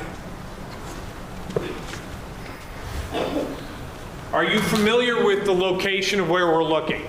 Yes. Okay. So, as we're looking at this location, what street are we seeing here? That's East Brady Street. Okay, and what are we seeing right here? That's the front of Zena's Pizza. Okay, and if we go beyond Zena's, what are we seeing? East of Zena's is Casablanca. Okay, and I'm just going to place this on the large screen. So if you are looking down this camera, if we're seeing, we can see the front of in front of Casablanca. Is that correct? Yes. Okay. Now, this time hack that we have has it at approximately 7:37 on September 22nd. Is that correct? Yes. And is the suspect going to be seen doing anything prior to this incident, about 10 minutes prior to this incident, on this video? Yes. What? He's just going to be seen walking eastbound down the sidewalk with his bicycle. Okay. Playing from that portion?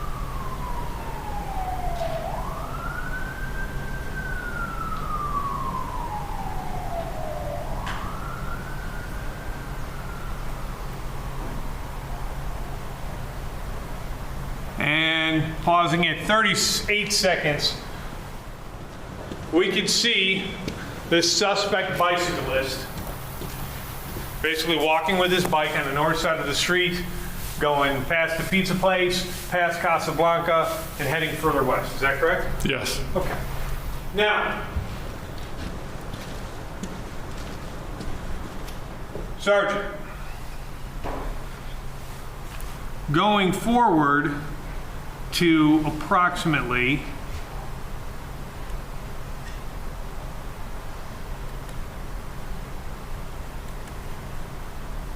come back just a little bit.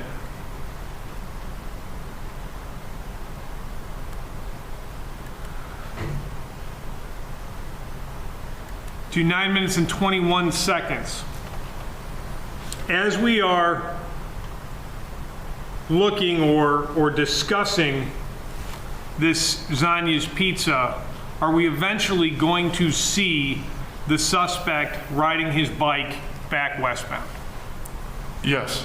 Okay, playing from that portion.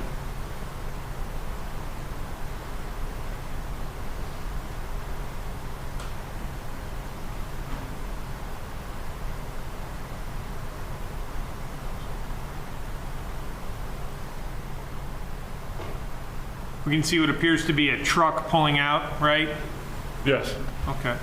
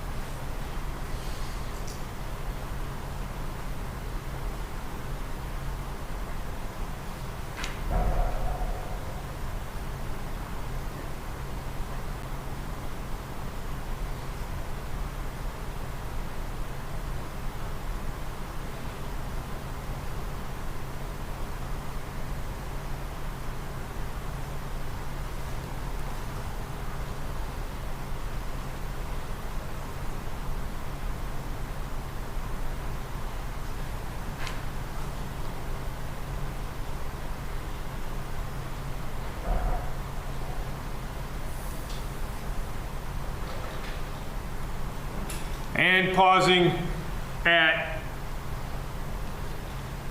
10 minutes and 45 seconds, we can see the suspect bicyclist now heading westbound. Is that right? Yes. Okay. Now, as we're looking at this, you got a significant period of about 10 minutes. Is that right? Yes. Okay. Does the period of 7:45 p.m., would that be recorded in this? Yes. That'd be what? Recorded in this video camera? Is that Yes. right? Did you watch all of this clip? Yes. Did you see anything happening in front of Casablanca at 7:45? No.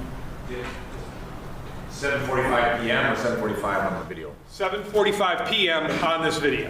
Did you see anything? No, I did not. Okay, so just so we're clear, one of the things we're also looking for is this first incident where the Clearman swerved around the bicyclist who's on the north side of the street.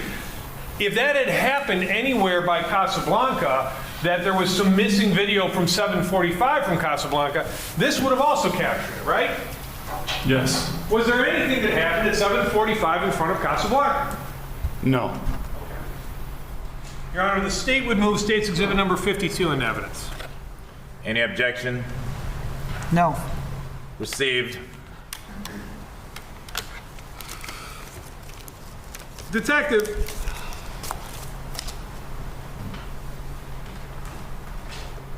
I'm going to try and make this go as quickly as possible here.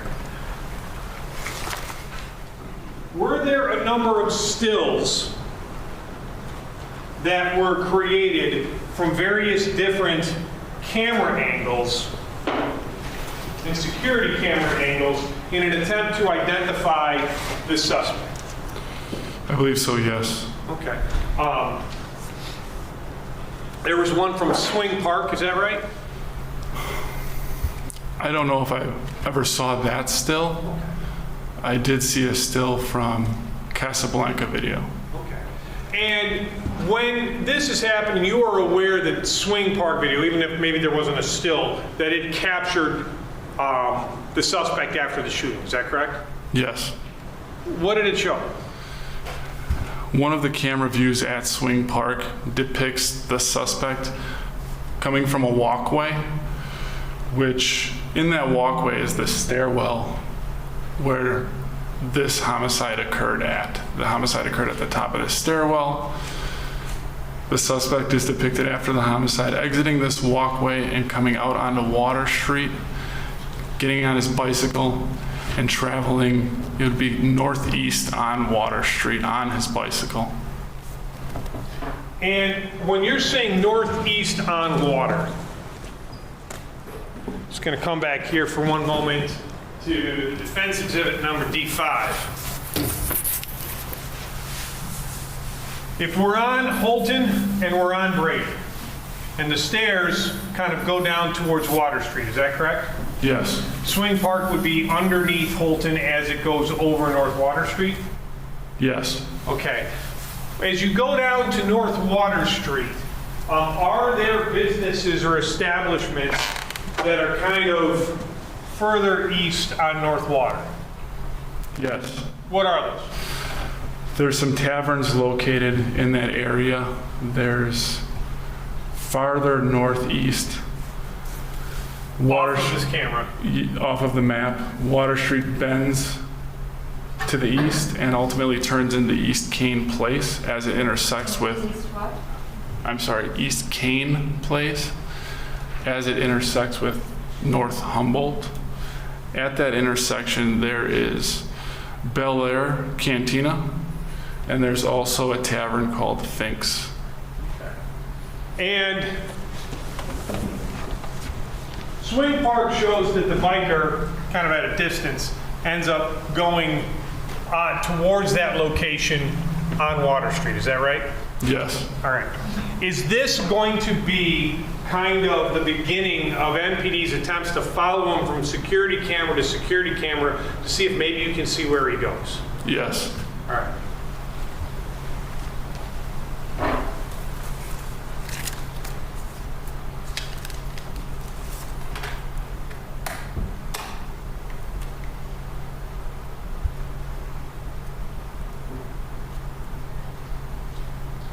Your Honor, I have placed State's Exhibit number 53 into the computer. It's also warming up.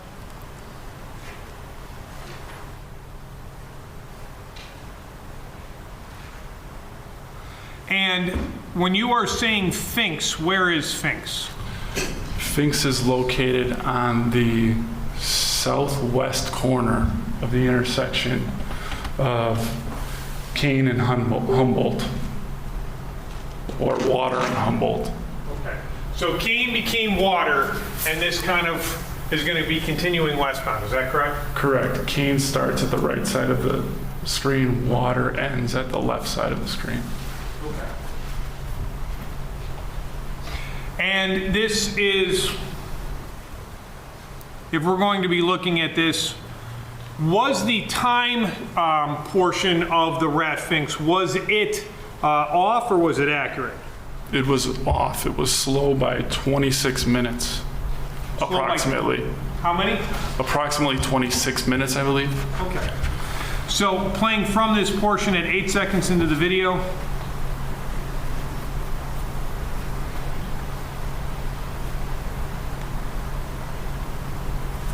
And pausing at 7:24. So this is after the homicide, is that correct?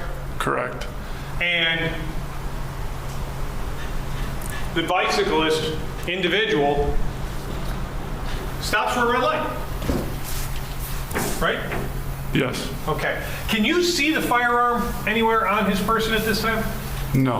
Okay. Are you able to get a good picture of his face at this time? No. Playing from 15 seconds.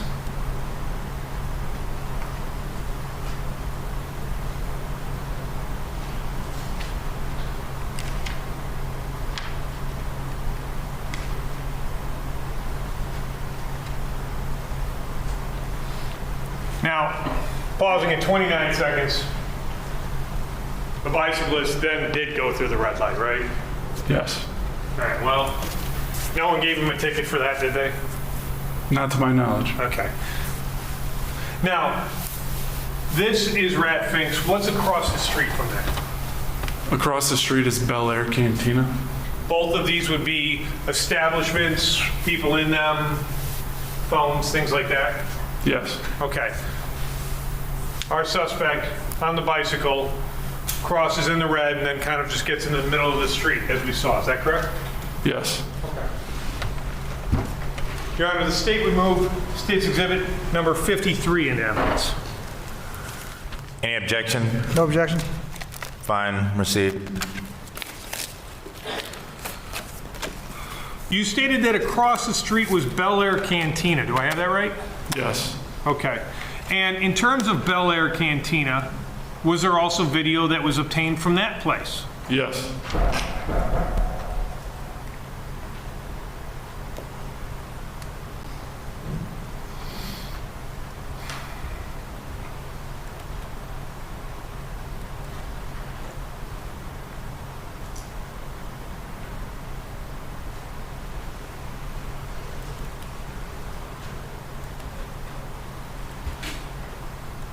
Just going back to 0 seconds into the recording. As we're seeing here, this shows us September 22nd. Is this camera accurate in terms of time? No. And how did you determine that this camera was off, Sergeant? We watched the live feed of the video camera and compared the timestamp to the actual time, and we were able to determine that this camera was approximately 1 hour and 50 minutes slow. So there appears to be a lot of cameras in the City of Milwaukee business establishments that have time hacks that aren't accurate. That is correct. Okay. Across the street, what are we looking at here? Finks. Okay. And if we're looking, we can see there's a number of people just kind of out on the street, right? Yes. Okay. Playing from this portion at 0 seconds.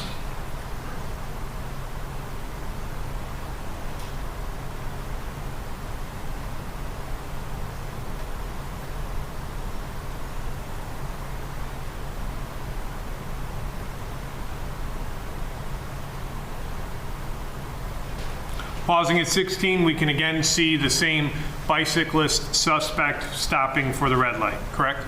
Yes. Okay. Playing from that portion.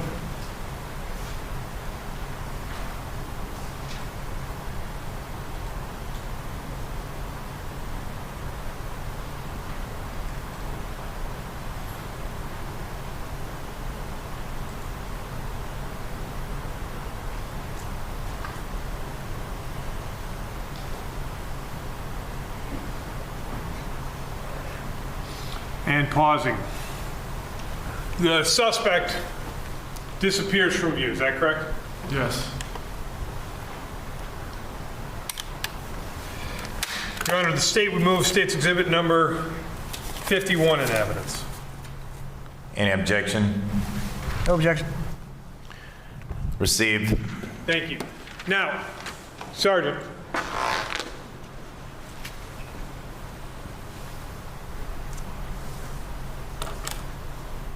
That was the portions of the video you guys were looking for and continued on trying to find the suspect. Is that correct? Yes. What was the point of following these videos down this line that you could find? There were two goals that we had. One goal was to attempt to get a clear video of the suspect's face in order to help identify him.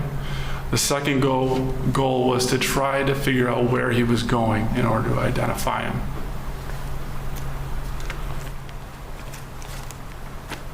I'm going to show you what has been marked as state's exhibit number 86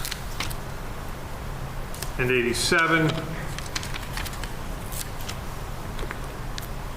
and 88. You had indicated that you were familiar with stills that were taken from Casablanca as well as Finks and Bel Air Cantina. Is that correct? Yes. Okay. Showing you it's been marked as 87. Does that appear to be at least that one still from the Finks establishment? Yes. Okay. And if we turn it over, where does that appear to be from? That appears to be a still from the Bel Air Cantina. Okay. Showing you what has been marked as state's exhibit number 86. That's one of the ones from Casablanca on the front page, right? Yes. Okay, and then on the back, what do we see? That is another still, it appears to be from Finks. Okay. And 88, what are we looking at there?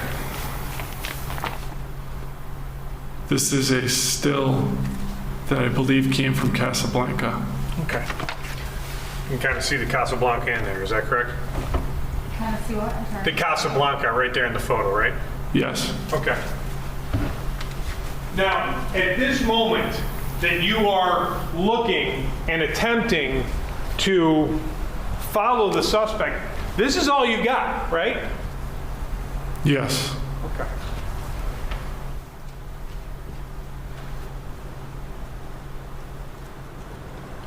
Were there periods or stretches where you found no video? Yes. You looked for it, you just couldn't find it. Correct. Your Honor, the state would move state's exhibits numbers 86, 87, and 88 in evidence. No objection. Fine, received. No further questions at this time. Cross.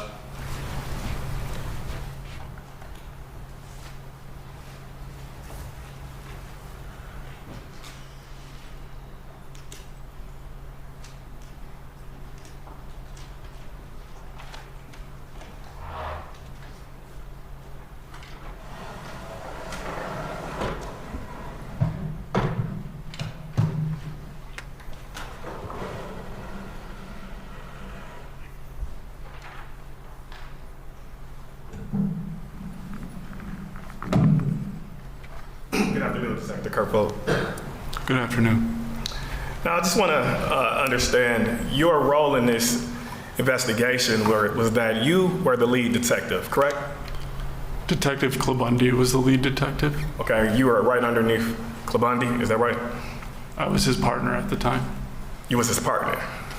Yes, I was his partner. Okay, so are you second in command, or do you both kind of share that responsibility? There's no first or second in command. We work the case together, and we work the case as a unit together as well. Okay, so you both share the responsibility as lead detectives, correct? It's generally the person who documents the crime scene who's deemed a lead detective. Okay. So you didn't document the crime scene? Is that your testimony? Detective Klabundi wrote the crime scene report documenting the details of the crime scene. Okay. And when it comes to video evidence, did you hold the responsibility of kind of viewing the surveillance and determining what you want to download? From the places that I went to, yes. Okay. So you also would have access to Fusion, right? Yes. And Fusion is a Milwaukee Police Department video poll cam, correct? Yes. Okay. And you went through the evidence that was on the poll cam and decided which parts were relevant for download, correct? No. Okay. And what did you do? I obtained video from, I was working with Detective Alex Klabundi when we both obtained video from Finks and from the Bel Air Cantina and from Zana's Pizza and Lakefront Brewery. Okay. So who downloaded the video from Fusion? Detective Fidel downloaded the poll cam video. Okay. So Detective Fidel would have been able to view all the evidence, all the video that was available, correct? Right? He would view everything that was available from the poll cam footage, correct? I don't know what exactly he did and how he did his portion of this investigation. I just know that he did obtain a portion of video from the poll cams. Okay, let's take away this situation for a second. I just want to talk generally, what is the proper procedure? So generally, when you go to Fusion, you would look at all the video footage and determine what parts are relevant, correct? Yes. Okay. And then you would have the sole responsibility of deciding what is relevant and what is not, so that you could determine what parts you want to download, correct? Correct. So when it came to the video that was produced from the poll cams that would face Brady Street, where you captured a punch, right? The punch was captured on the poll cam. Right, and then there was also the incident was captured on poll cam as well, correct? Yes. And you've had an opportunity to review that footage that was captured, that was downloaded by Detective Fidel, correct? Every detective on the unit has the opportunity to review any video that's obtained. Okay, I'm not interested in other detectives right now. You had the opportunity to review that footage, correct? Yes. All right. Now, when you looked at the 1 minute and 34 seconds of video, did you make any other inquiry as to any other video that might be relevant? No. You decided that 1 minute and 34 seconds was relevant, correct? Yes. All right. Now, do you recall who was the first officer on scene on September 22nd of 2020? I don't know who the first officer on scene was. Okay. If I represented to you that Officer During was the first officer on scene, would you have any reason to deny that? No, because I know that he was on scene. Okay. Now, the state just asked you questions regarding about the first incident, right? About the first incident? Well, what about video that was related to Casablanca, correct? Yes. And you testified that from the video footage that you reviewed, you didn't see any incident that occurred on the video from Casablanca, correct? No. Can you tell the members of the jury where did the first incident occur? I didn't testify to what I viewed on Casablanca video. I testified to what I viewed on Zena's video. I'm sorry? I didn't testify to what I viewed on Casablanca's video. I testified to what I viewed on Zena's video. Okay, so when you just were up here, when the state were asking you about what the video from Casablanca would have shown, you're saying that you didn't view video from Casablanca, correct? Correct. So the 7:45 p.m. video from Casablanca is not what you were referring to when the state was asking you that question, correct? We were speaking about Zena's video. Okay, so you never seen video at 7:45 from Casablanca, correct? I observed stills from Casablanca, but I may have seen the Casablanca video, but I'm not certain. Okay, so Objection, Your Honor, just one thing. Zena's Pizza also captures Casablanca. So whatever happened in front of Casablanca was on the Zena's Pizza. That's what we're Potentially. referring to. Let's clarify. Go ahead. Detective Kirkbold, do you know where the first incident would have occurred at that involved Mr. Edgecombe and the Clearmans? By first incident, Okay. are we talking about the punch? Counsel, I think you need to clarify. At this point, it's an alleged first incident because he never saw it on video. No, sir. We're not talking about the punch.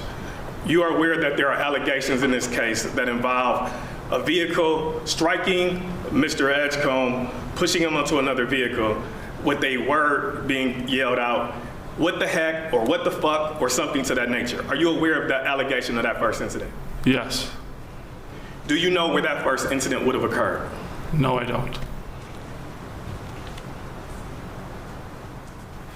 Can you explain to the members of the jury what efforts did you make to find out where the first incident might have occurred at? I know that officers attempted to view video or obtain video from farther east on Brady. As far as my portion of the investigation, I obtained video, the video that we just discussed from the flight path. Now, as the lead detective, you manage other officers, correct? At times. You give them direction, right? At times. You given Officer During a direction on September 22nd, 2020, correct?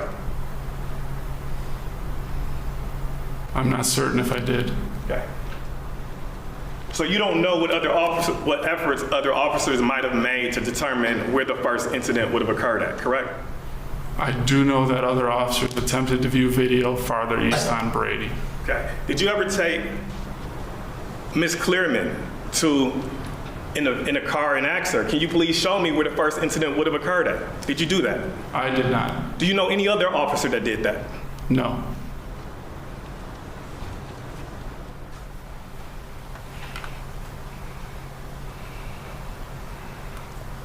Now, there are certain duties that officers have when they're the first officer on the scene, correct? Yes. And what are those duties that they have? In an incident like this, check the victim, try to assist the victim, get medical attention for the victim, let other officers that are responding know what their needs are, secure evidence, secure the scene, block traffic, things of that nature. Okay. And when you said secure the scene, what does that mean? That means secure any evidence, secure any witnesses within that immediate area. And is there such thing called as preserving the scene? Yes. What is preserving the scene? Preserving the scene is essentially the same as securing that area, blocking traffic, restricting foot traffic from that area, putting up tape so citizens know that there's an active investigation and that no evidence or anything like that gets moved or tampered with. Okay. And why do you put up tape? What is the significance of putting tape around a crime scene? To keep people out of that area that don't need to be in that area. And you do that so that you ensure that a crime scene has not been compromised, correct? Yes. And you do that to make sure that evidence cannot be removed from that crime scene, correct? Yes. And you do that to ensure that evidence is not potentially moved from one place to another place from the crime scene, correct? Yes. And you do that also to ensure that no evidence is also added to the crime scene, correct? Yes.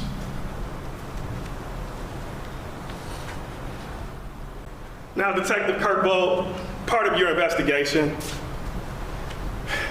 did you learn that there were individuals who went to Mr. Clearman's body immediately after he was shot?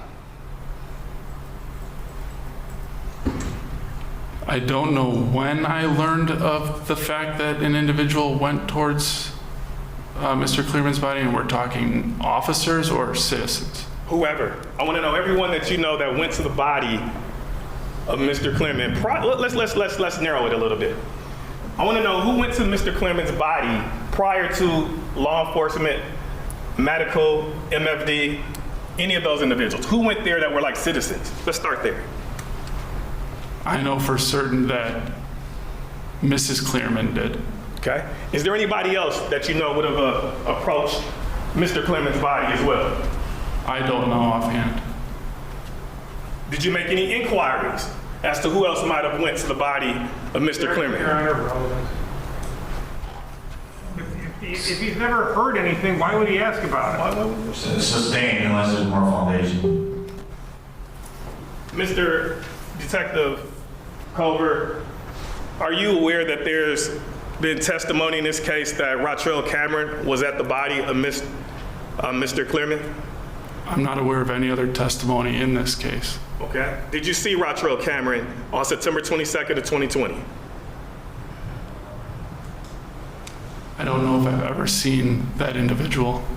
Or do you know if any other officers would have gotten statements from Mr. Cameron about what he's seen or witnessed on September 22nd? Sustained without more foundation.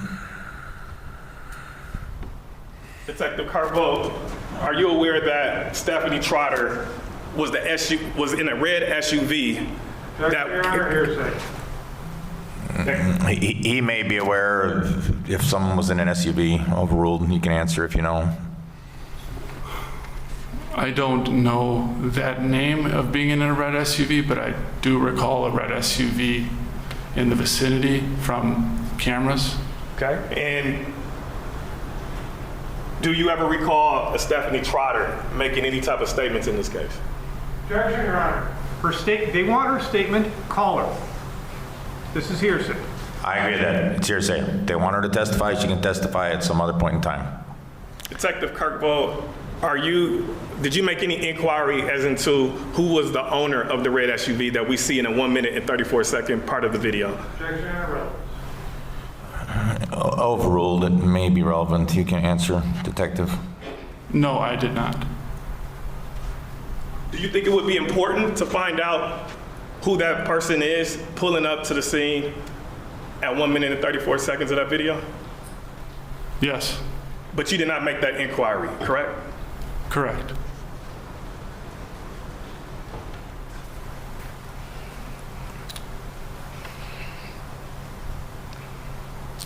Now, at some point during the initial investigation on September 22nd, do you recall Officer During coming to you and advising you that there had been an item removed from the crime scene? The only item that I'm aware was removed was a wallet. And once you learned that an item that you refer to now as the wallet, didn't you state that's a problem? I don't know what I stated to him, but I can see how it could be a problem. Can you explain to the members of the jury how that could be a problem? If that wallet was on the person of the victim, at that early point in time in the investigation, we didn't have details about exactly what happened.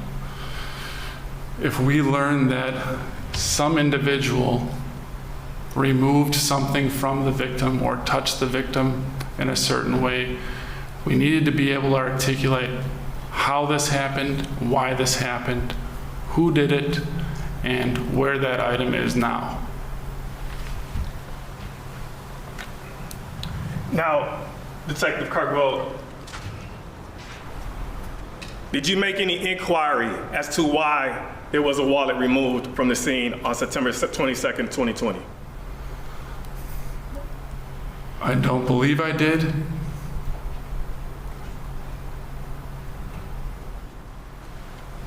Now, Detective Kirkwell, as we talk about compromising a crime scene, now you can confirm your knowledge of a wallet being removed, correct?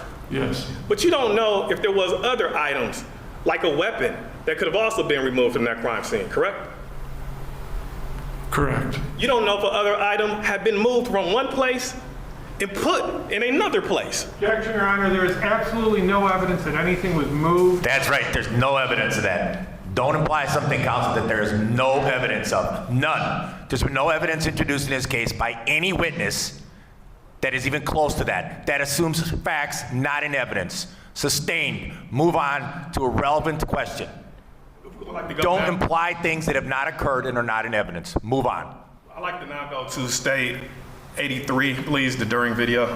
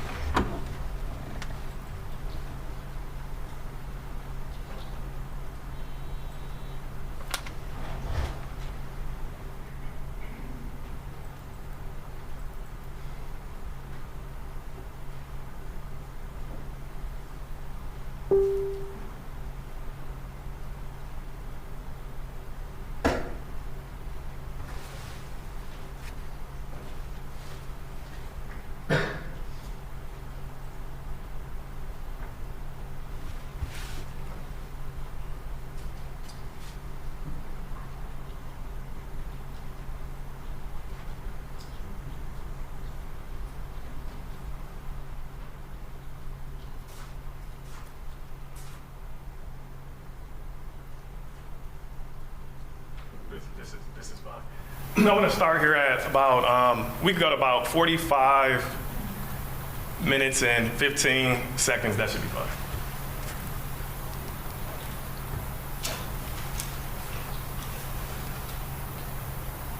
Counsel, you can go to 45 minutes and 15 seconds.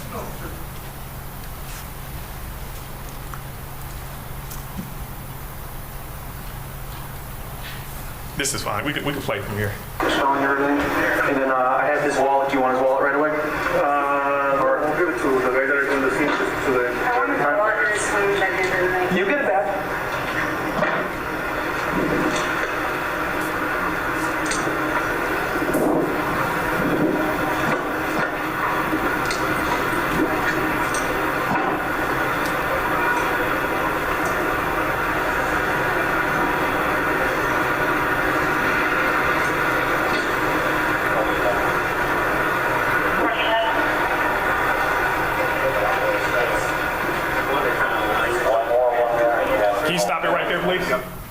Now, I just want to, before we proceed, Detective Kirkwood, is that you?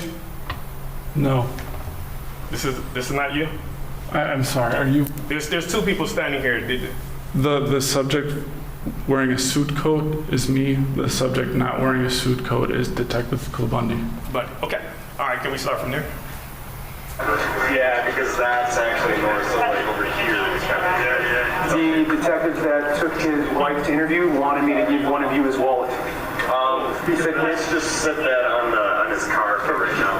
Did that come out of him? I don't know where the wallet came from. Oh, it's not good. I was Can you stop interviewing right her to there? get a... Were you just advised that, did you just observe where Officer During says, did that wallet come up out of him? Correct? Did the wallet what? I'm sorry. Come up out of him. I think that was Detective Kulbundi. that Okay, asked you that. were present for that, sir? Yes. All right. And he said, that's a problem, or that's not good? I believe that's what I heard. Okay. Can we go back 5 seconds, please?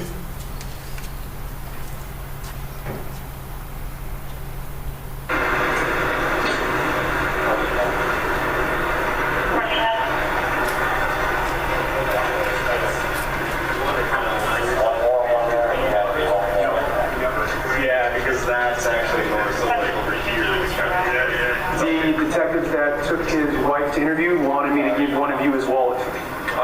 He said, let's just set that on his car for right now. Did that come out of him? I don't know where the wallet came from. Oh, it's not good. I was interviewing her to get a... You continue on. You can go back like 3 seconds. I want to make sure. It was on the hood of my car. Can you stop it right there? Did you say incredible? I believe so. Okay. And why did you say incredible at this point? Because I was being given an item that we just learned came from the victim, and there was no account from where it came from. Okay. And that's a problem when items come up out of victims, correct? Correct. All right. Can you now at this point? Let's play from here. Me. You didn't take it. No. So we were coming westbound on Brady, flipped to Huey by Humboldt. You got anything else you gotta do right now? No, they took my With the other cops that figure out where's wallet. I got you. just so we know. Yep. Thanks.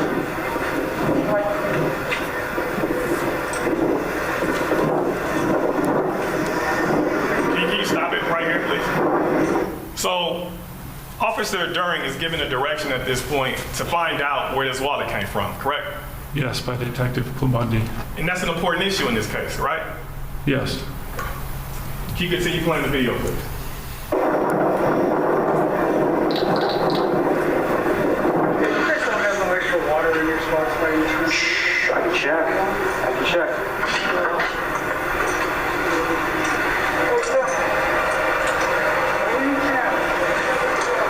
Negative. No.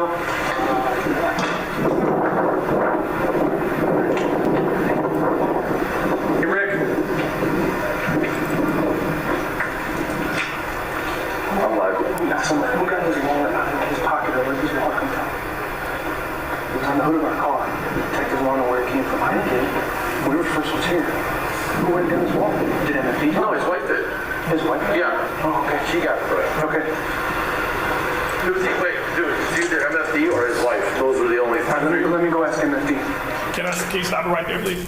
So at some point in time, there's evidence that have come about the victim that the detectives and the police department don't know where it came from at some point, correct?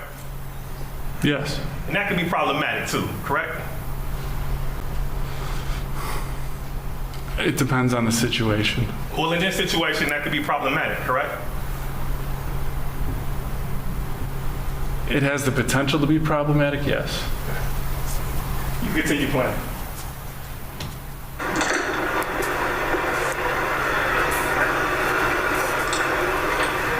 What was in there? Hey, sir, did any of your guys pull the victim's wallet out of his pocket? Or have his wallet by any chance, or see his wallet? No, you don't know? Okay, thank you. I don't know what anyone said. You're gonna ask the rest of the guys. Okay, fabulous. Hey, did any of you guys see his, we have his wallet, did any of you guys see it, or did you remove it from his pocket to get his ID or anything like that?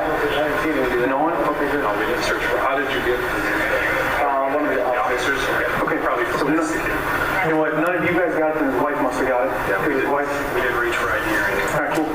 So his wife must have gave it to someone because my partner got it, and he either said it was the wife or MFD that gave it to him, and none of the MFD guys said they took it, so his wife must have had it. Your partner is the first cop that ended up having it?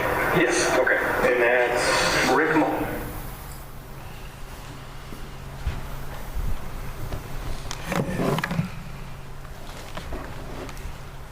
And just to confirm, you stated there was no follow-up as to why that took place, correct? By me, no. And you're not aware of any other officer that followed up on that issue, correct? I don't know.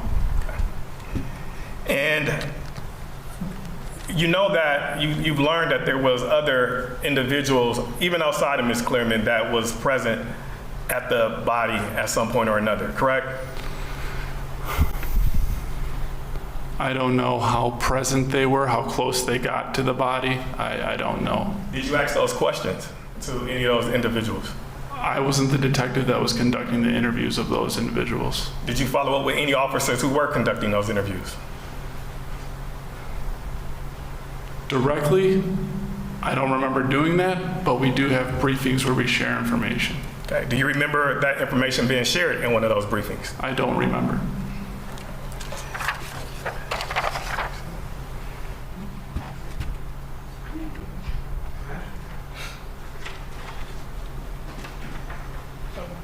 Detective Curvo, I'm showing you what has been marked as defense exhibit number 1. Do you recognize that?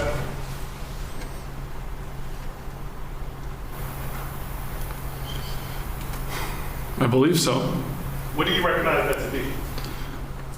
This appears to be the top of a stairwell, and it looks like the same stairwell where this incident happened. Is that a fair and accurate representation of that stairwell? I don't know because I don't know where this photograph came from. I don't know who took this photograph, and I can't be 100% certain that this is the stairwell. Okay. Now, you spent some time at the stairwell where this incident, finally ended at, correct? Yes. How much time did you spend at that stairwell? I don't know how long I was on scene there. Okay. Did you go back any other days outside of September 22nd? I believe I did. But you're not for certain. I'm not certain what days I went back, but I know I've been back to that stairwell and that alley, that walking path at the base of the stairwell, likely on the 25th when I was attempting to get video from the area. Okay. And when you perform investigations as the lead detective, it is important to consider all alternatives, correct? Yes. It's important not to be biased when conducting an investigation, correct? Correct. It's important not to jump to conclusions, correct? Correct. All right. Was there anyone searched that you are aware of who would have been present at Mr. Clearman's body at any point on September 22nd, 2020? I'm sorry, I didn't hear the first part. Was there any searches conducted of anyone's person who got close to Mr. Clearman's body? Not that I know of. Okay. No further questions, thank you. State. You didn't search MFD? No. I mean, they were close to his body, weren't they? Yes. Okay. Also, additionally, defense counsel was asking you about, you found out about the wallet, and this is when an officer goes, hey, got the victim's wallet. You say, where did it come from? He didn't really know, did he? Correct. That's a problem, that the victim's wallet, we don't know how it gets to an officer, right? Yes. Okay. But if we look at the exact same body cam, they didn't play this. I'm going to play it. 6 minutes, and let's go to 2 seconds. When we first encounter the victim's wife, let's play from that portion. Okay, let me get his ID. Yeah, come on, let's walk. Okay, so that he and his partner had gotten it from the wife. We can see get it from his wife. Is that correct? Yes. Okay. There was a lot going on, right? Yes. Even officers can get caught up in the adrenaline and the emotion. That's correct. Okay, so even though in this same video where we see Officer Doring get the wallet from the wife and say, give me his ID, 40 minutes later, he doesn't remember where the wallet came from. Correct. Okay, that's one of the great reasons about having the body cam is that problem was answered in the MPD body cam itself. Mystery solved, right? Yes. Okay. Nothing else. Thank you. Defense. Detective Kirk, well, under any circumstance, no one should ever take an item from a crime scene, correct? That's not correct. Okay, give me a circumstance where it's okay for an individual who's a citizen to take an item away from a crime scene. As a citizen, no. Okay. It's not acceptable. And Ms. Clearman was a citizen, correct? Correct. Now, you've also learned that there was a knife in Mr. Clearman's pocket, correct? Yes. And you don't know who all touched that knife, correct? I know that it was found in his pocket and it was removed by the medical examiner. Okay. You don't know who all touched that knife on September 22nd, 2020, do you? Only from my point being there and the medical examiner removing it, I don't know if anybody else went in his pocket prior to that. So it's possible that somebody else other than Jason Clearman could have also touched that knife, correct? Yes. And in fact, there was no DNA taken of that knife, correct? I don't know that. No more questions. Defense counsel said it's possible that someone else other than the ME touched the knife. Do you have any evidence whatsoever that you're aware of that anybody before the medical examiner went into Mr. Clearman's pockets? Only the fact that Mrs. Clearman had his wallet. Other than that, no. Now, the wallet coming from the back pocket, is that correct? I don't know where the wallet was removed from. Are you aware of how Mr. Clearman was situated prior to the officers arriving on the scene? Yes. How was he? Face down On the stairs, is that correct? at the top of the stairs. 250-pound man, correct? I don't know his weight, but I would imagine So in order for roughly. someone to get into his pockets, someone would have to move him, probably pick him up, and get a hand into that pocket in order to either put something or remove something. Is that correct? Cause of speculation. No, it doesn't. Overruled. Yes. Okay. Additionally, no officer allowed Miss Clearman to take the wallet, did they? No. A distraught wife went to his body and took his wallet before the cops even got there, right? Yes. No more questions. Go on. All right, you can step down. You're done? I guess I am. Good. You can step down, Detective.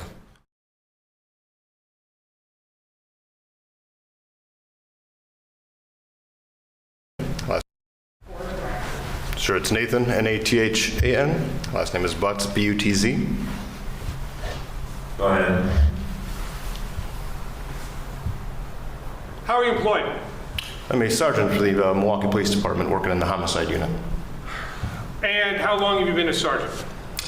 About a year and 4 months. And prior to being promoted to sergeant in the Milwaukee Police Department, how were you employed? As a detective for the homicide unit. And how long were you a detective? About 7 years. Now, I want to draw your attention to the homicide of Jason Clearman that occurred on September 22nd of 2020. Were you involved in that investigation? Yes, I was. Okay. Now,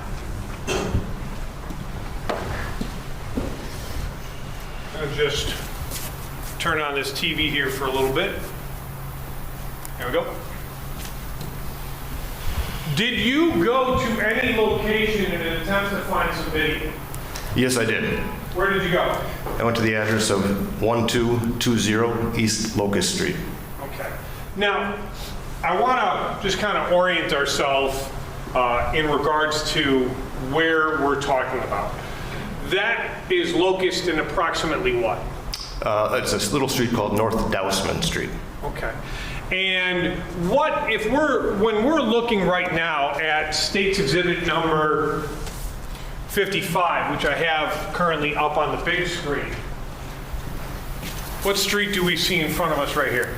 Sure, in the top left portion of the video here, that's going to be East Locust Street. Okay, and so when I said right here, that's going to be that street we can see running from left to the top right portion with a kind of a, I don't know, like a Jeep on it at 1 second into the video, right? Correct. Okay, now if we're looking down this ramp that we can see dead center in the video, there appears to be some sort of intersection or another street. What street is that? Sure, that intersection to the top portion of the screen there is going to be North Dousman Street. Okay.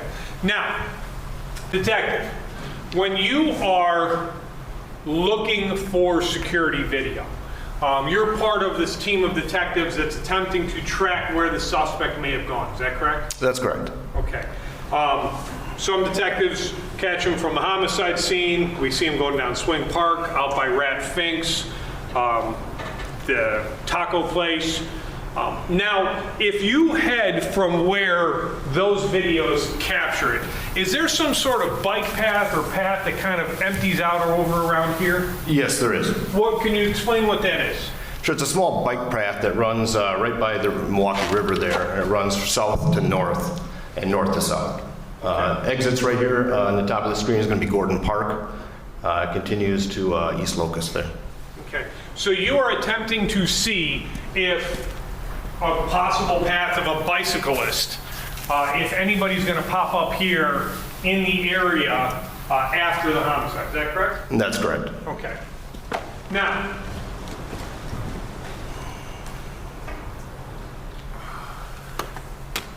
was this video completely up to date on the time hack that when you were looking at? The date was correct, however, the time was slow by 6 minutes. 6 minutes, okay. So I'm going to go forward to approximately 4:20, let's go 7 into the video here.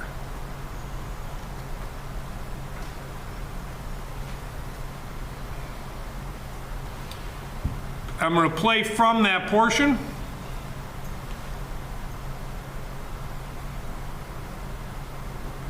Detective, what did we just see?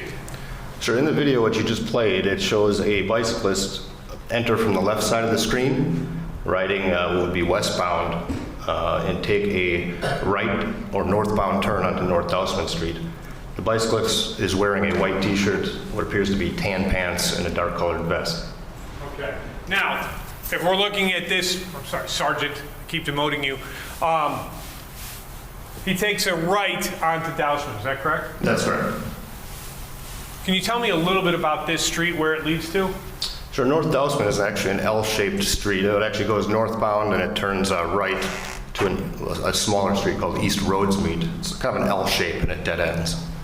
Okay, so this is basically a dead end area. Correct. Okay. Now, at this point, you've been able to locate the suspect wearing appears to be the same clothing as our shooter, our unnamed shooter at this moment, comes and then goes on to the Dousman. That's correct. Where are we going to see him do on this video? Well, he rides his bicycle westbound on East Locust and then takes that right turn northbound onto North Dousman Street. Okay. Playing from 4 minutes and 32 seconds into the video. And then he disappears from view as we pause at 4 minutes and 35. Is that correct? That's correct. Okay.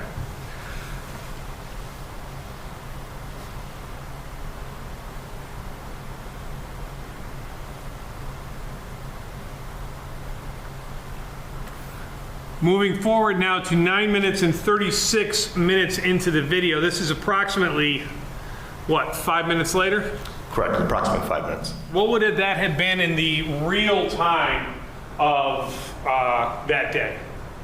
Well, the video was started at 8 o'clock real time, so 9 minutes into it would have been 8:09. Playing from that portion at 9 minutes and 36 seconds into the video.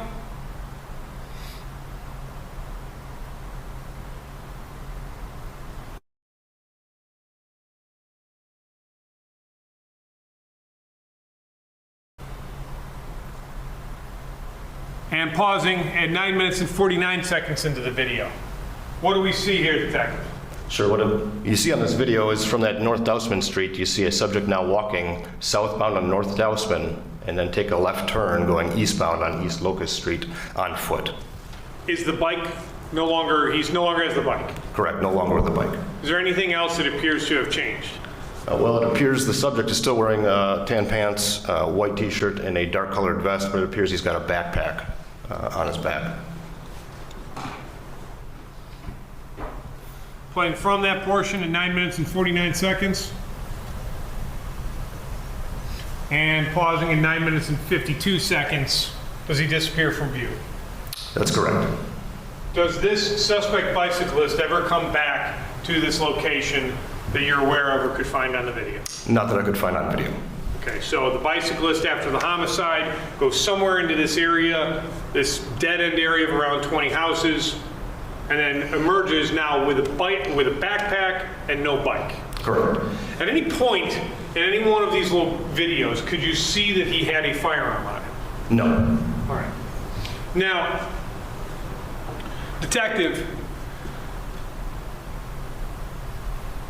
you basically are starting to think that maybe there's some location within this Dousman area that might be associated with your suspect.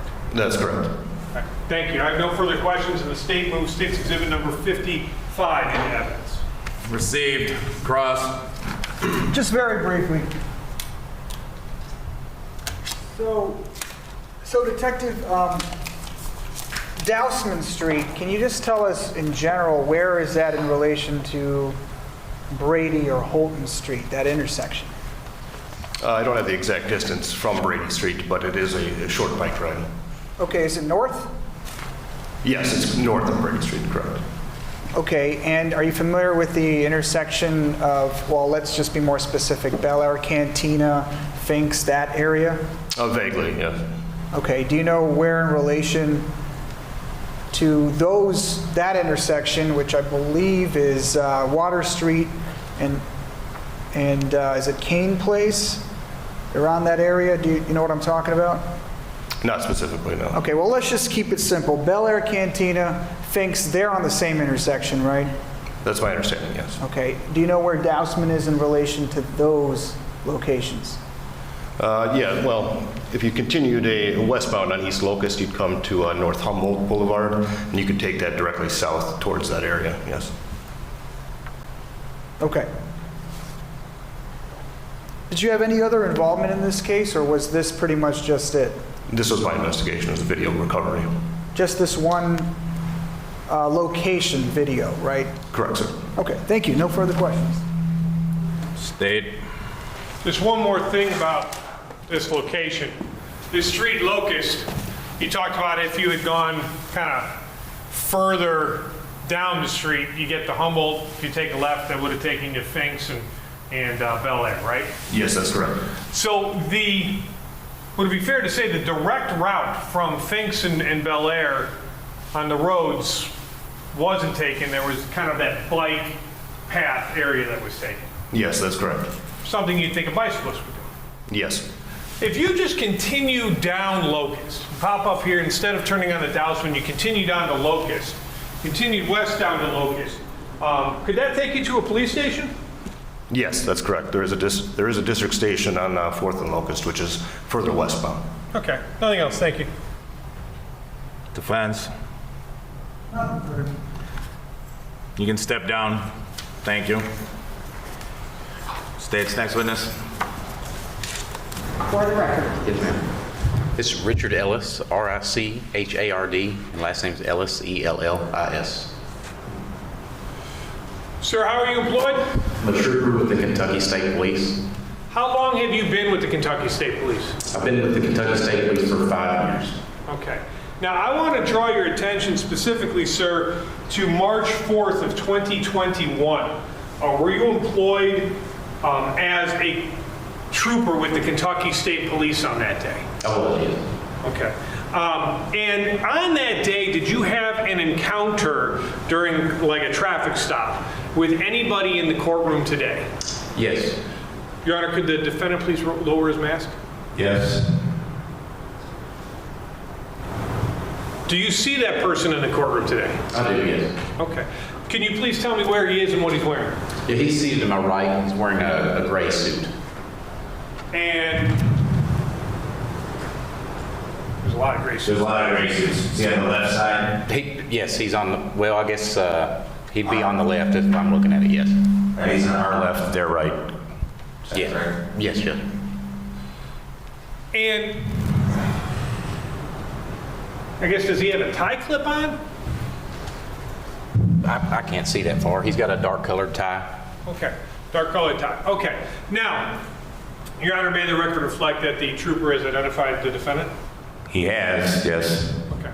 Now, sir, in terms of this traffic stop, when you encountered the defendant, his hair has changed a little bit since then, is that correct? It has, yes. Okay. We'll get back to that in a little bit. When you first encountered the defendant back on March 4th of 2021, did he tell you that his name was Theodore Edgecombe? He did not, no. What did he tell you was his name? He told me his name was Agu Newman.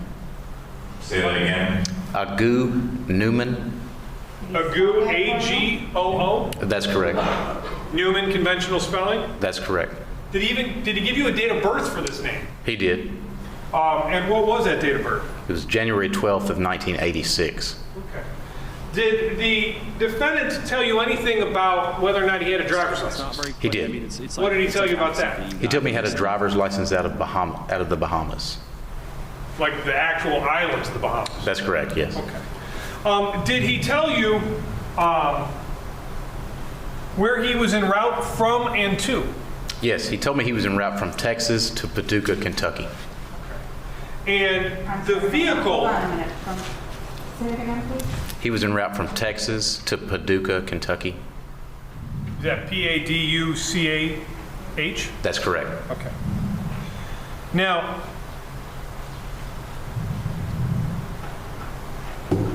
did he provide you any photo identification or driver's license or anything other than just saying, I'm licensed in the Bahamas?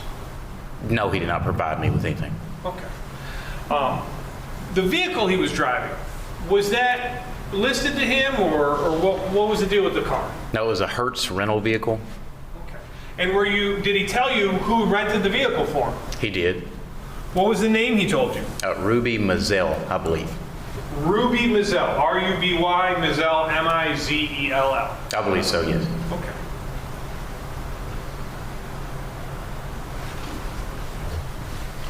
Were you actually able to confirm that that vehicle had been rented by a Ruby Mazel? I was. And where had it been rented from? From Wisconsin at the airport. Milwaukee, Wisconsin? Milwaukee, yes. At the airport? That's correct. Okay. Now, you're talking to who you think is at the time Agu Newman, a registered licensed driver from the country of the Bahamas. Do you come to realize that that is not his name? I did, yes. How did you realize that? I performed a search of the vehicle. Inside the vehicle, I located his identification. And what was the name in that identification? Theodore Edgecombe. Okay. And in addition to the name Theodore Edgecombe being on an identification for the defendant, did you guys check his fingerprints? We did. And did they come back? They did. What did they come back as being wanted on something? It did. It returned an active warrant. For what? There were 2 warrants, actually, one for bail jumping and one for murder. For homicide? But that's correct.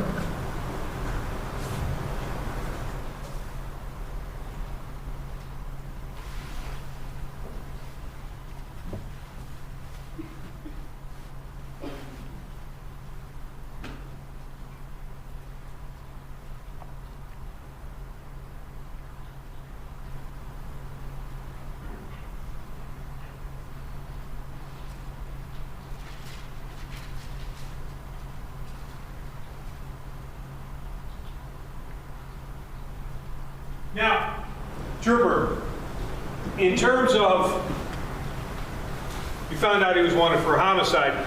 Once you learn his true name, do you ask him if that's his name? I've warned him again if he's given me the proper name. And he what wouldn't did he speak. say? He didn't speak anymore. Okay. Did you observe anything in the vehicle? Clothes, a cell phone. Now, when you ended up getting the defendant back to the station to be taken into custody, did you allow him to make a phone call? I did. Did he say who he was going to call? He told me he was going to call a lawyer, an attorney. Did he call a lawyer? No, it didn't appear to be. Who did he call? It appeared that he had called his mother. It was a female. Okay, and what did he tell her? He told her where he'd been arrested and that she knew what to do.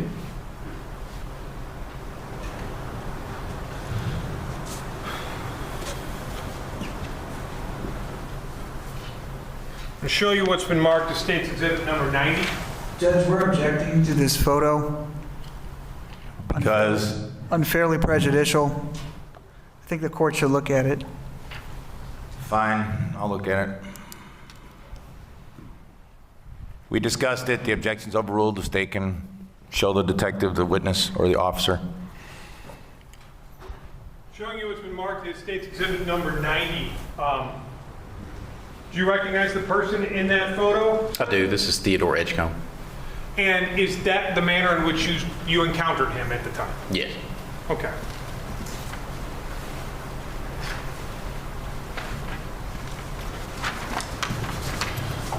It's placing State's Exhibit number 90. Just one moment.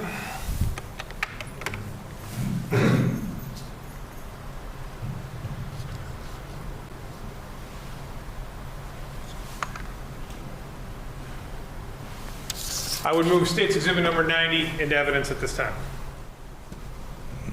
There was already an objection, but it's overruled. It's received. I have no further questions of this witness. And by the way, that exhibit was on the screen for maybe 2 seconds. Defense, questions? Just a couple of questions.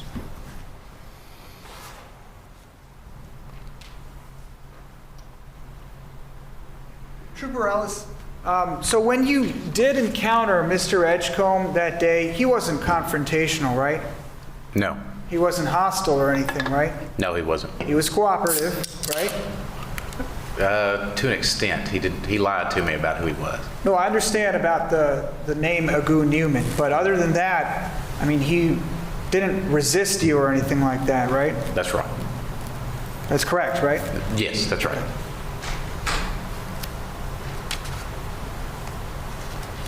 He certainly wasn't violent or aggressive, correct? That's correct.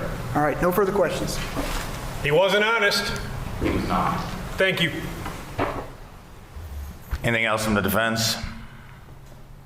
No. Thanks, Trooper.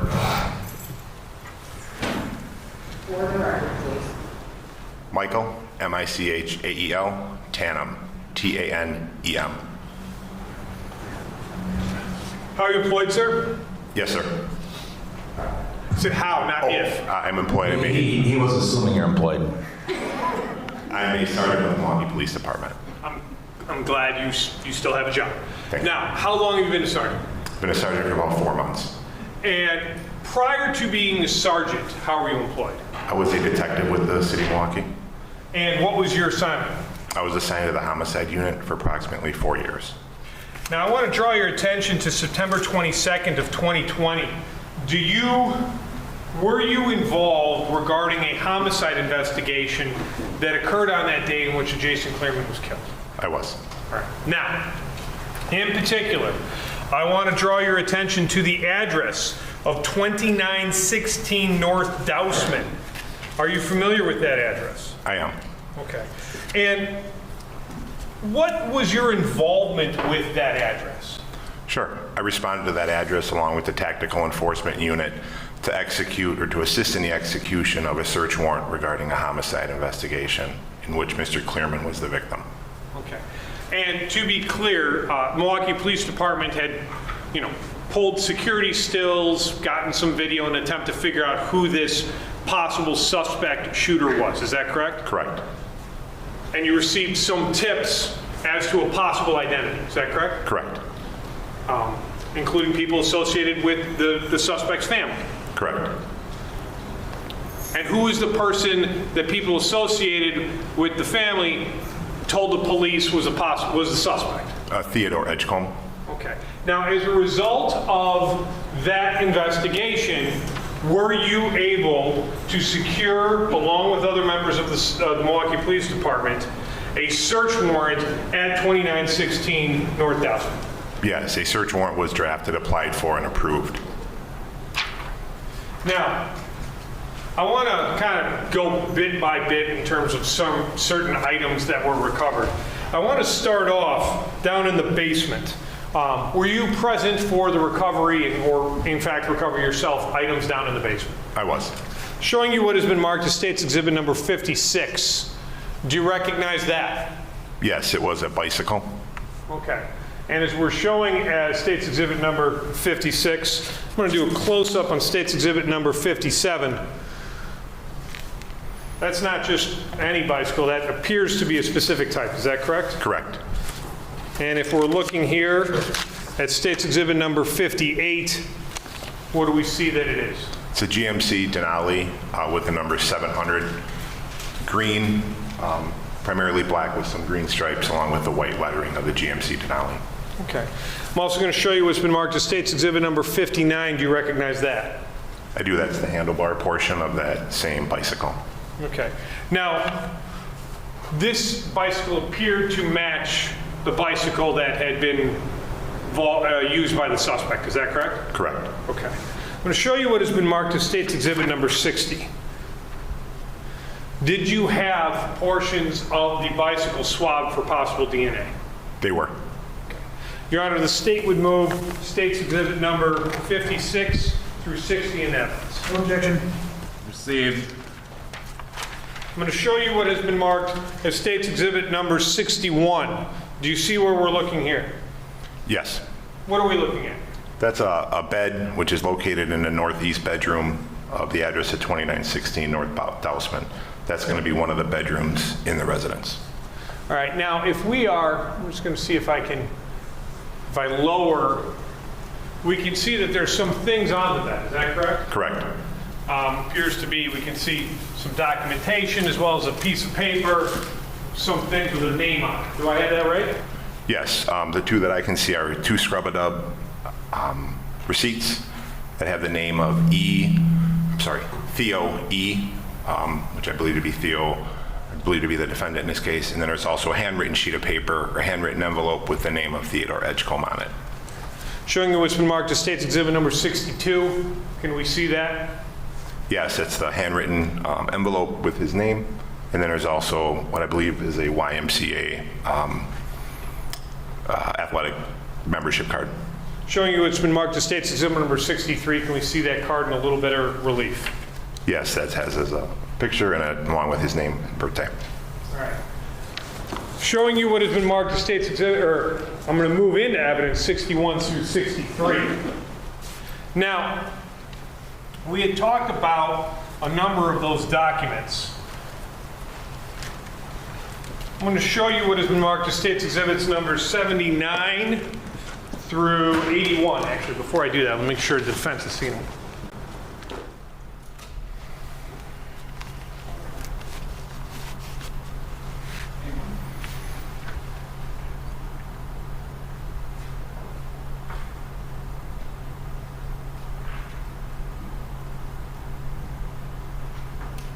While they're doing that, I'll move on so we don't have too much time.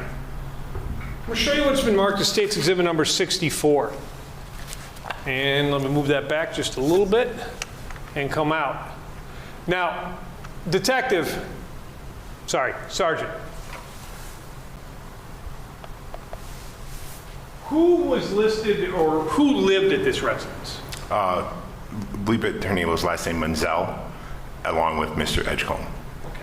A Ruby Mizell, is that correct? Correct. Okay. And Was she present when the search warrant occurred? Yes. All right. Now, what are we looking at here in State's Exhibit number 64? That's a closet in the same northeast bedroom. In that closet, I can see one of the two magazines for a firearm. There's also a Farm and Fleet bag with paperwork as well.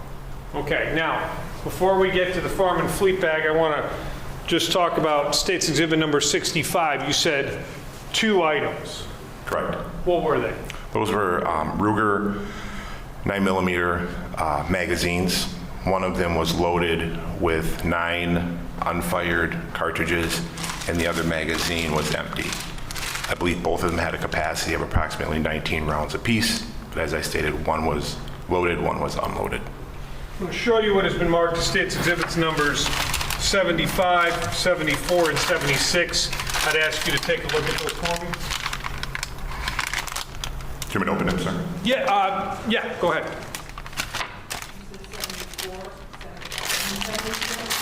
Yes.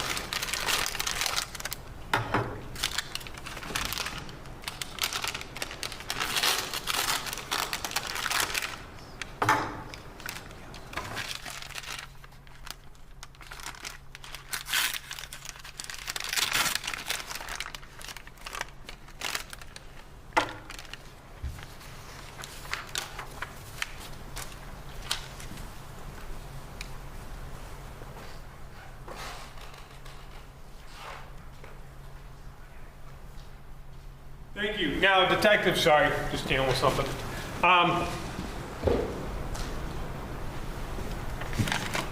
To begin with, taking a look at State's Exhibit number 76, when we opened it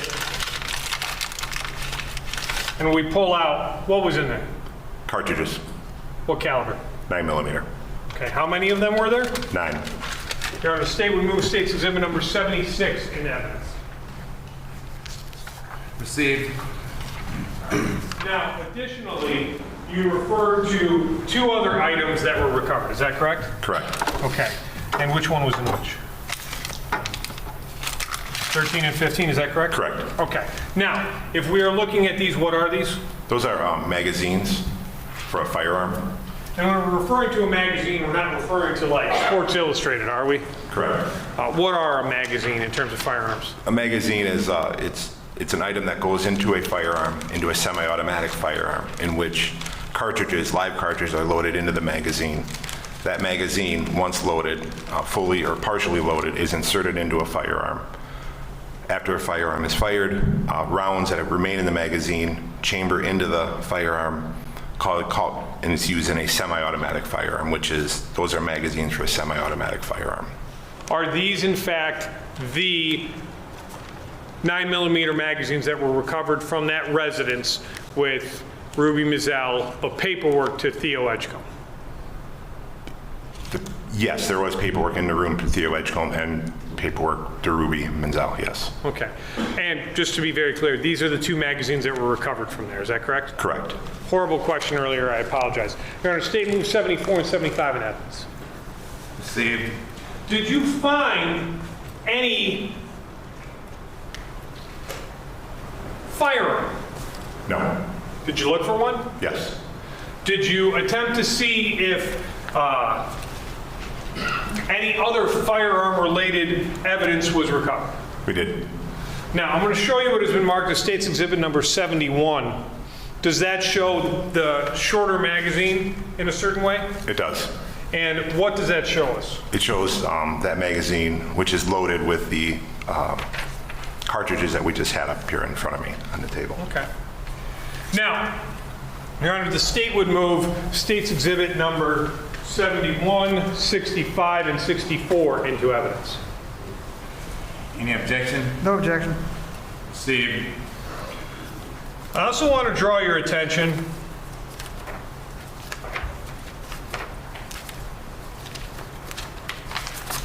to State's Exhibit number 72. I'd ask you to take a look at this for me and tell me if you recognize it. I do. What is it? It's a firearm cleaning kit, in particular a pistol cleaning kit, which is located on top of a bassinet in the same bedroom, child's bassinet.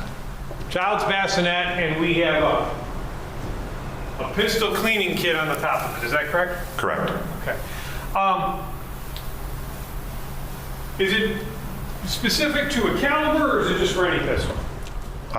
Generally cleaning kits are any pistol, and I believe this one was just for any pistol as well. Any pistol? Can you say that again? Can you say that again, Detective? Generally, pistol or cleaning kits are universal for pistols, but I believe this was just a universal pistol kit. I don't believe this was a pistol kit particular for that gun. Okay. State moves State's Exhibit number 72 in evidence. Any objection? Objection. Received. Now, you found magazines, you found a pistol cleaning kit. You had previously mentioned that there was a farm and fleet bag, or I should say fleet farm. I don't want to forget two brothers own the same, basically similar businesses. But in State's Exhibit number 61, do you recognize that? I do. What is that? That's a Fleet Farm bag. And Plastic. what, if anything, was recovered inside that? Paperwork for a firearm. I'm going to show you what has been marked as State's Exhibit number 68. Do you recognize that? I do. What is that? That's a look inside of the bag, which which holds the paperwork. Okay. What inside there? It's a photo of the inside of the bag, which has paperwork in it. Okay. And if we are looking here at State's Exhibit number 70, what are we seeing there? That's a firearms order form. And what is that form related to? The purchase of a firearm from Farm and Fleet. Okay.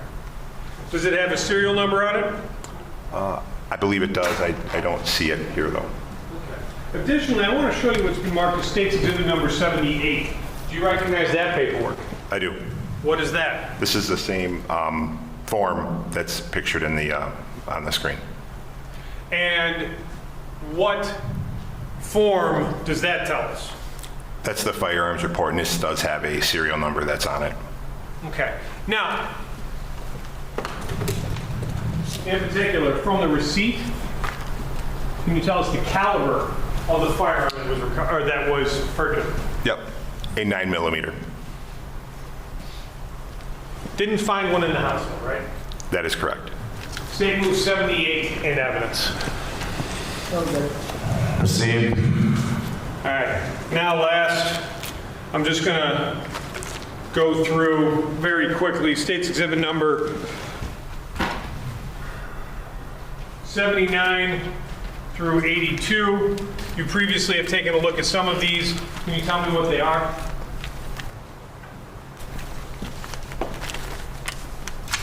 They are the scrub-a-dub receipts, the YMCA card, along with a piece of mail with the name of Theodore Edgecombe, along with the handwritten name on the outside of an envelope, and a pay stub with the name of Theodore Edgecombe. So a number of different documents connecting Theodore Edgecombe to this residence of Dousman where the bike was found. Is that correct? Correct. Your Honor, the state would move 79 through 82 in evidence. No objection. Received. What day did you do this search warrant, Detective?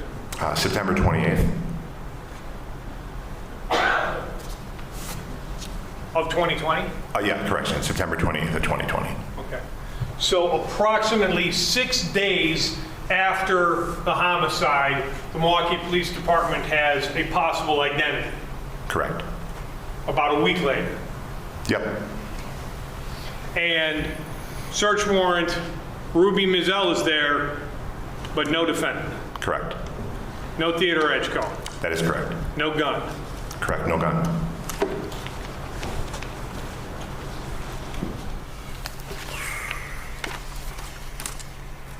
Nothing else. Cross. Just one moment, Your Honor.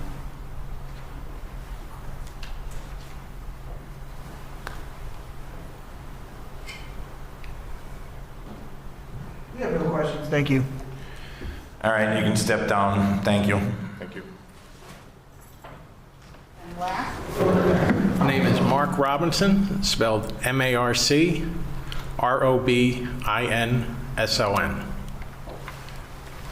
Good afternoon, Mr. Robinson. Where are you employed? The name of my company is Authentic Forensics. Okay. Is what? Authentic Forensics. Use the microphone, speak up, please. Sorry. And Mr. Robertson, where is your business located? In Wayne, New Jersey. Okay, and what services do you provide? I provide analysis, enhancement, and authentication on audio and video files. And how long have you been providing these services? Full-time since 2014. And if you could tell us a little bit about your education. I have a degree in electronic engineering technologies. I'm a certified audio-video forensic analyst, and I'm also a certified cybercrime examiner. Are you involved in any forensic organization? I'm an expert for the state of, an audio-video forensic expert for the state of New Jersey, Office of Public Defenders. On the board of directors of the Scientific Association of Forensic Examiners, and I serve as the education chair. I'm also the manager of Forensics, Audio Video Innovations and Solutions, which is a professional organization with over 6,000 active members. Okay. And have you had a paper published in an industry magazine? I was published in July of 20 in eForensics magazine. And have you ever testified in federal court before? I have. Okay. And where was the last time that you testified in federal court? Last time I testified was in Sioux City, Iowa. Case was State of Iowa versus Dwight Charles Evans. Okay. And what was that case regarding? It was a homicide. Okay. And who retained your services in that case? The Woodbury County Prosecutor's Office. Okay, so in that case, you worked for the prosecution, correct? That's correct. All right. And my office contacted you about a surveillance video we wanted you to examine and enhance. Is that correct? That's correct. And how did you receive this video? I received it electronically through a secure file transfer. Okay. And how did you begin your examination of the video? Whenever I receive a piece of digital evidence, first thing I want to do is create a working copy. It's called a working copy. So how you do that is you take the original file, you run it through a program that generates a hash output. The hash is a long series of letters and numbers, and you can think of it as kind of a digital fingerprint of that file. It's unique to that file only. I then made a copy of the original, ran a hash on the copy, and reviewed to make sure the two hashes were the same numbers and letters. And once they were, now I know I'm working with an identical copy of the original file. Okay, and after making the working copy, what did you do then? I then imported it into a program called Video Cleaner. Say that again, video what? Video Cleaner.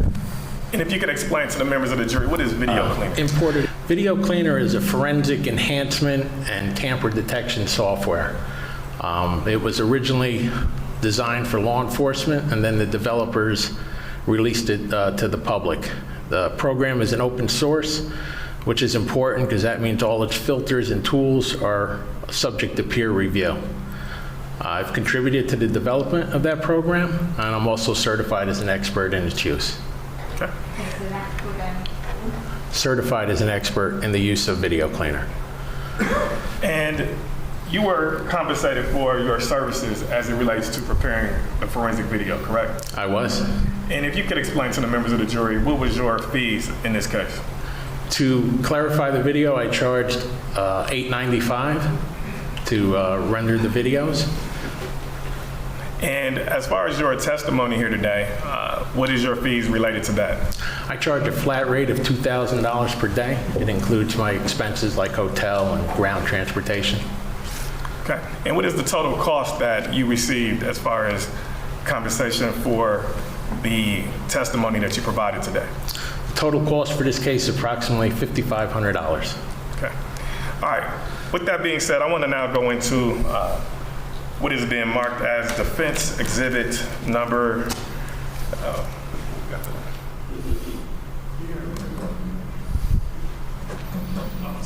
defense 25.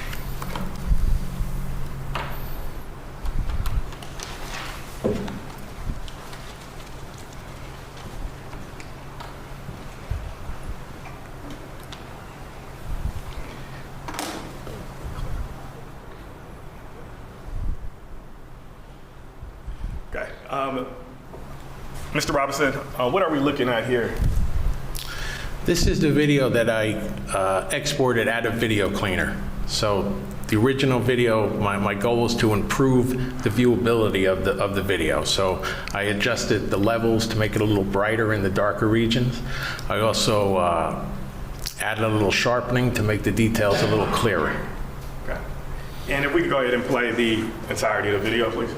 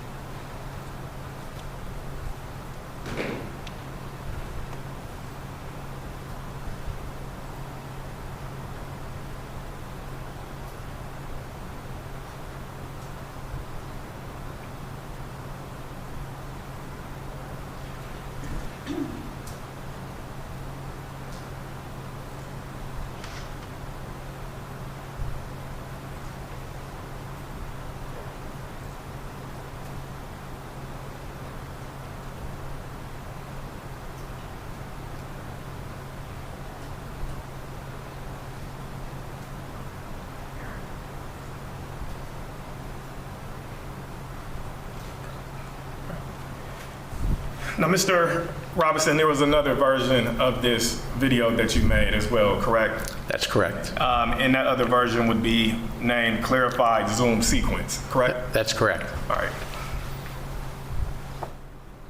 I'll give people pause real quick. Now, Mr. Robinson, if you can explain to the members of the jury, what changes did you make in this video?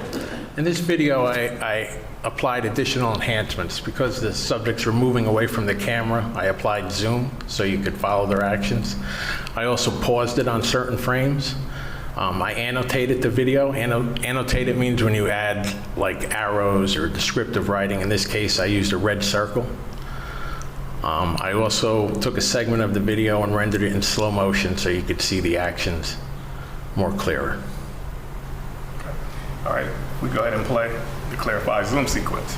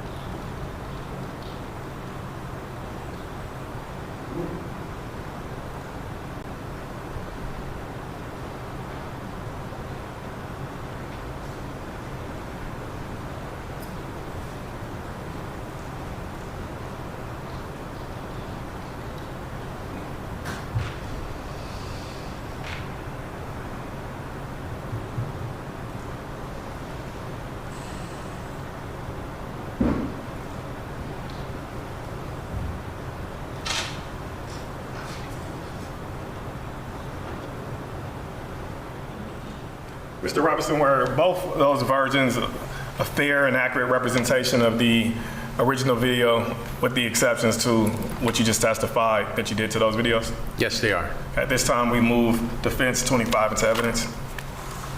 Any objection? Well, there's more on 25 than what you played. Are you moving everything on 25 then? We're only. So you're only moving that which was played? Yeah. Okay. As long, yeah, just those two that are, yeah, no problem. Fine, admitted. All right. No more questions for you, then. Stay. Nothing, thank you. All right, you can step down.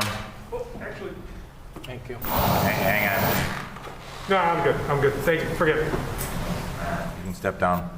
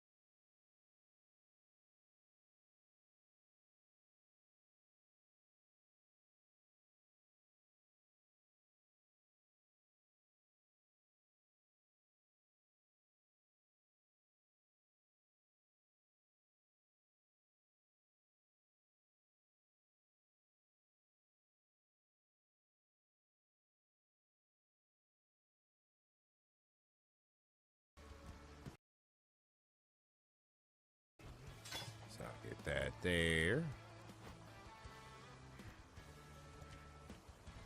We are playing the first Path of Exiles right now. For some odd reason, I was like, haven't played this.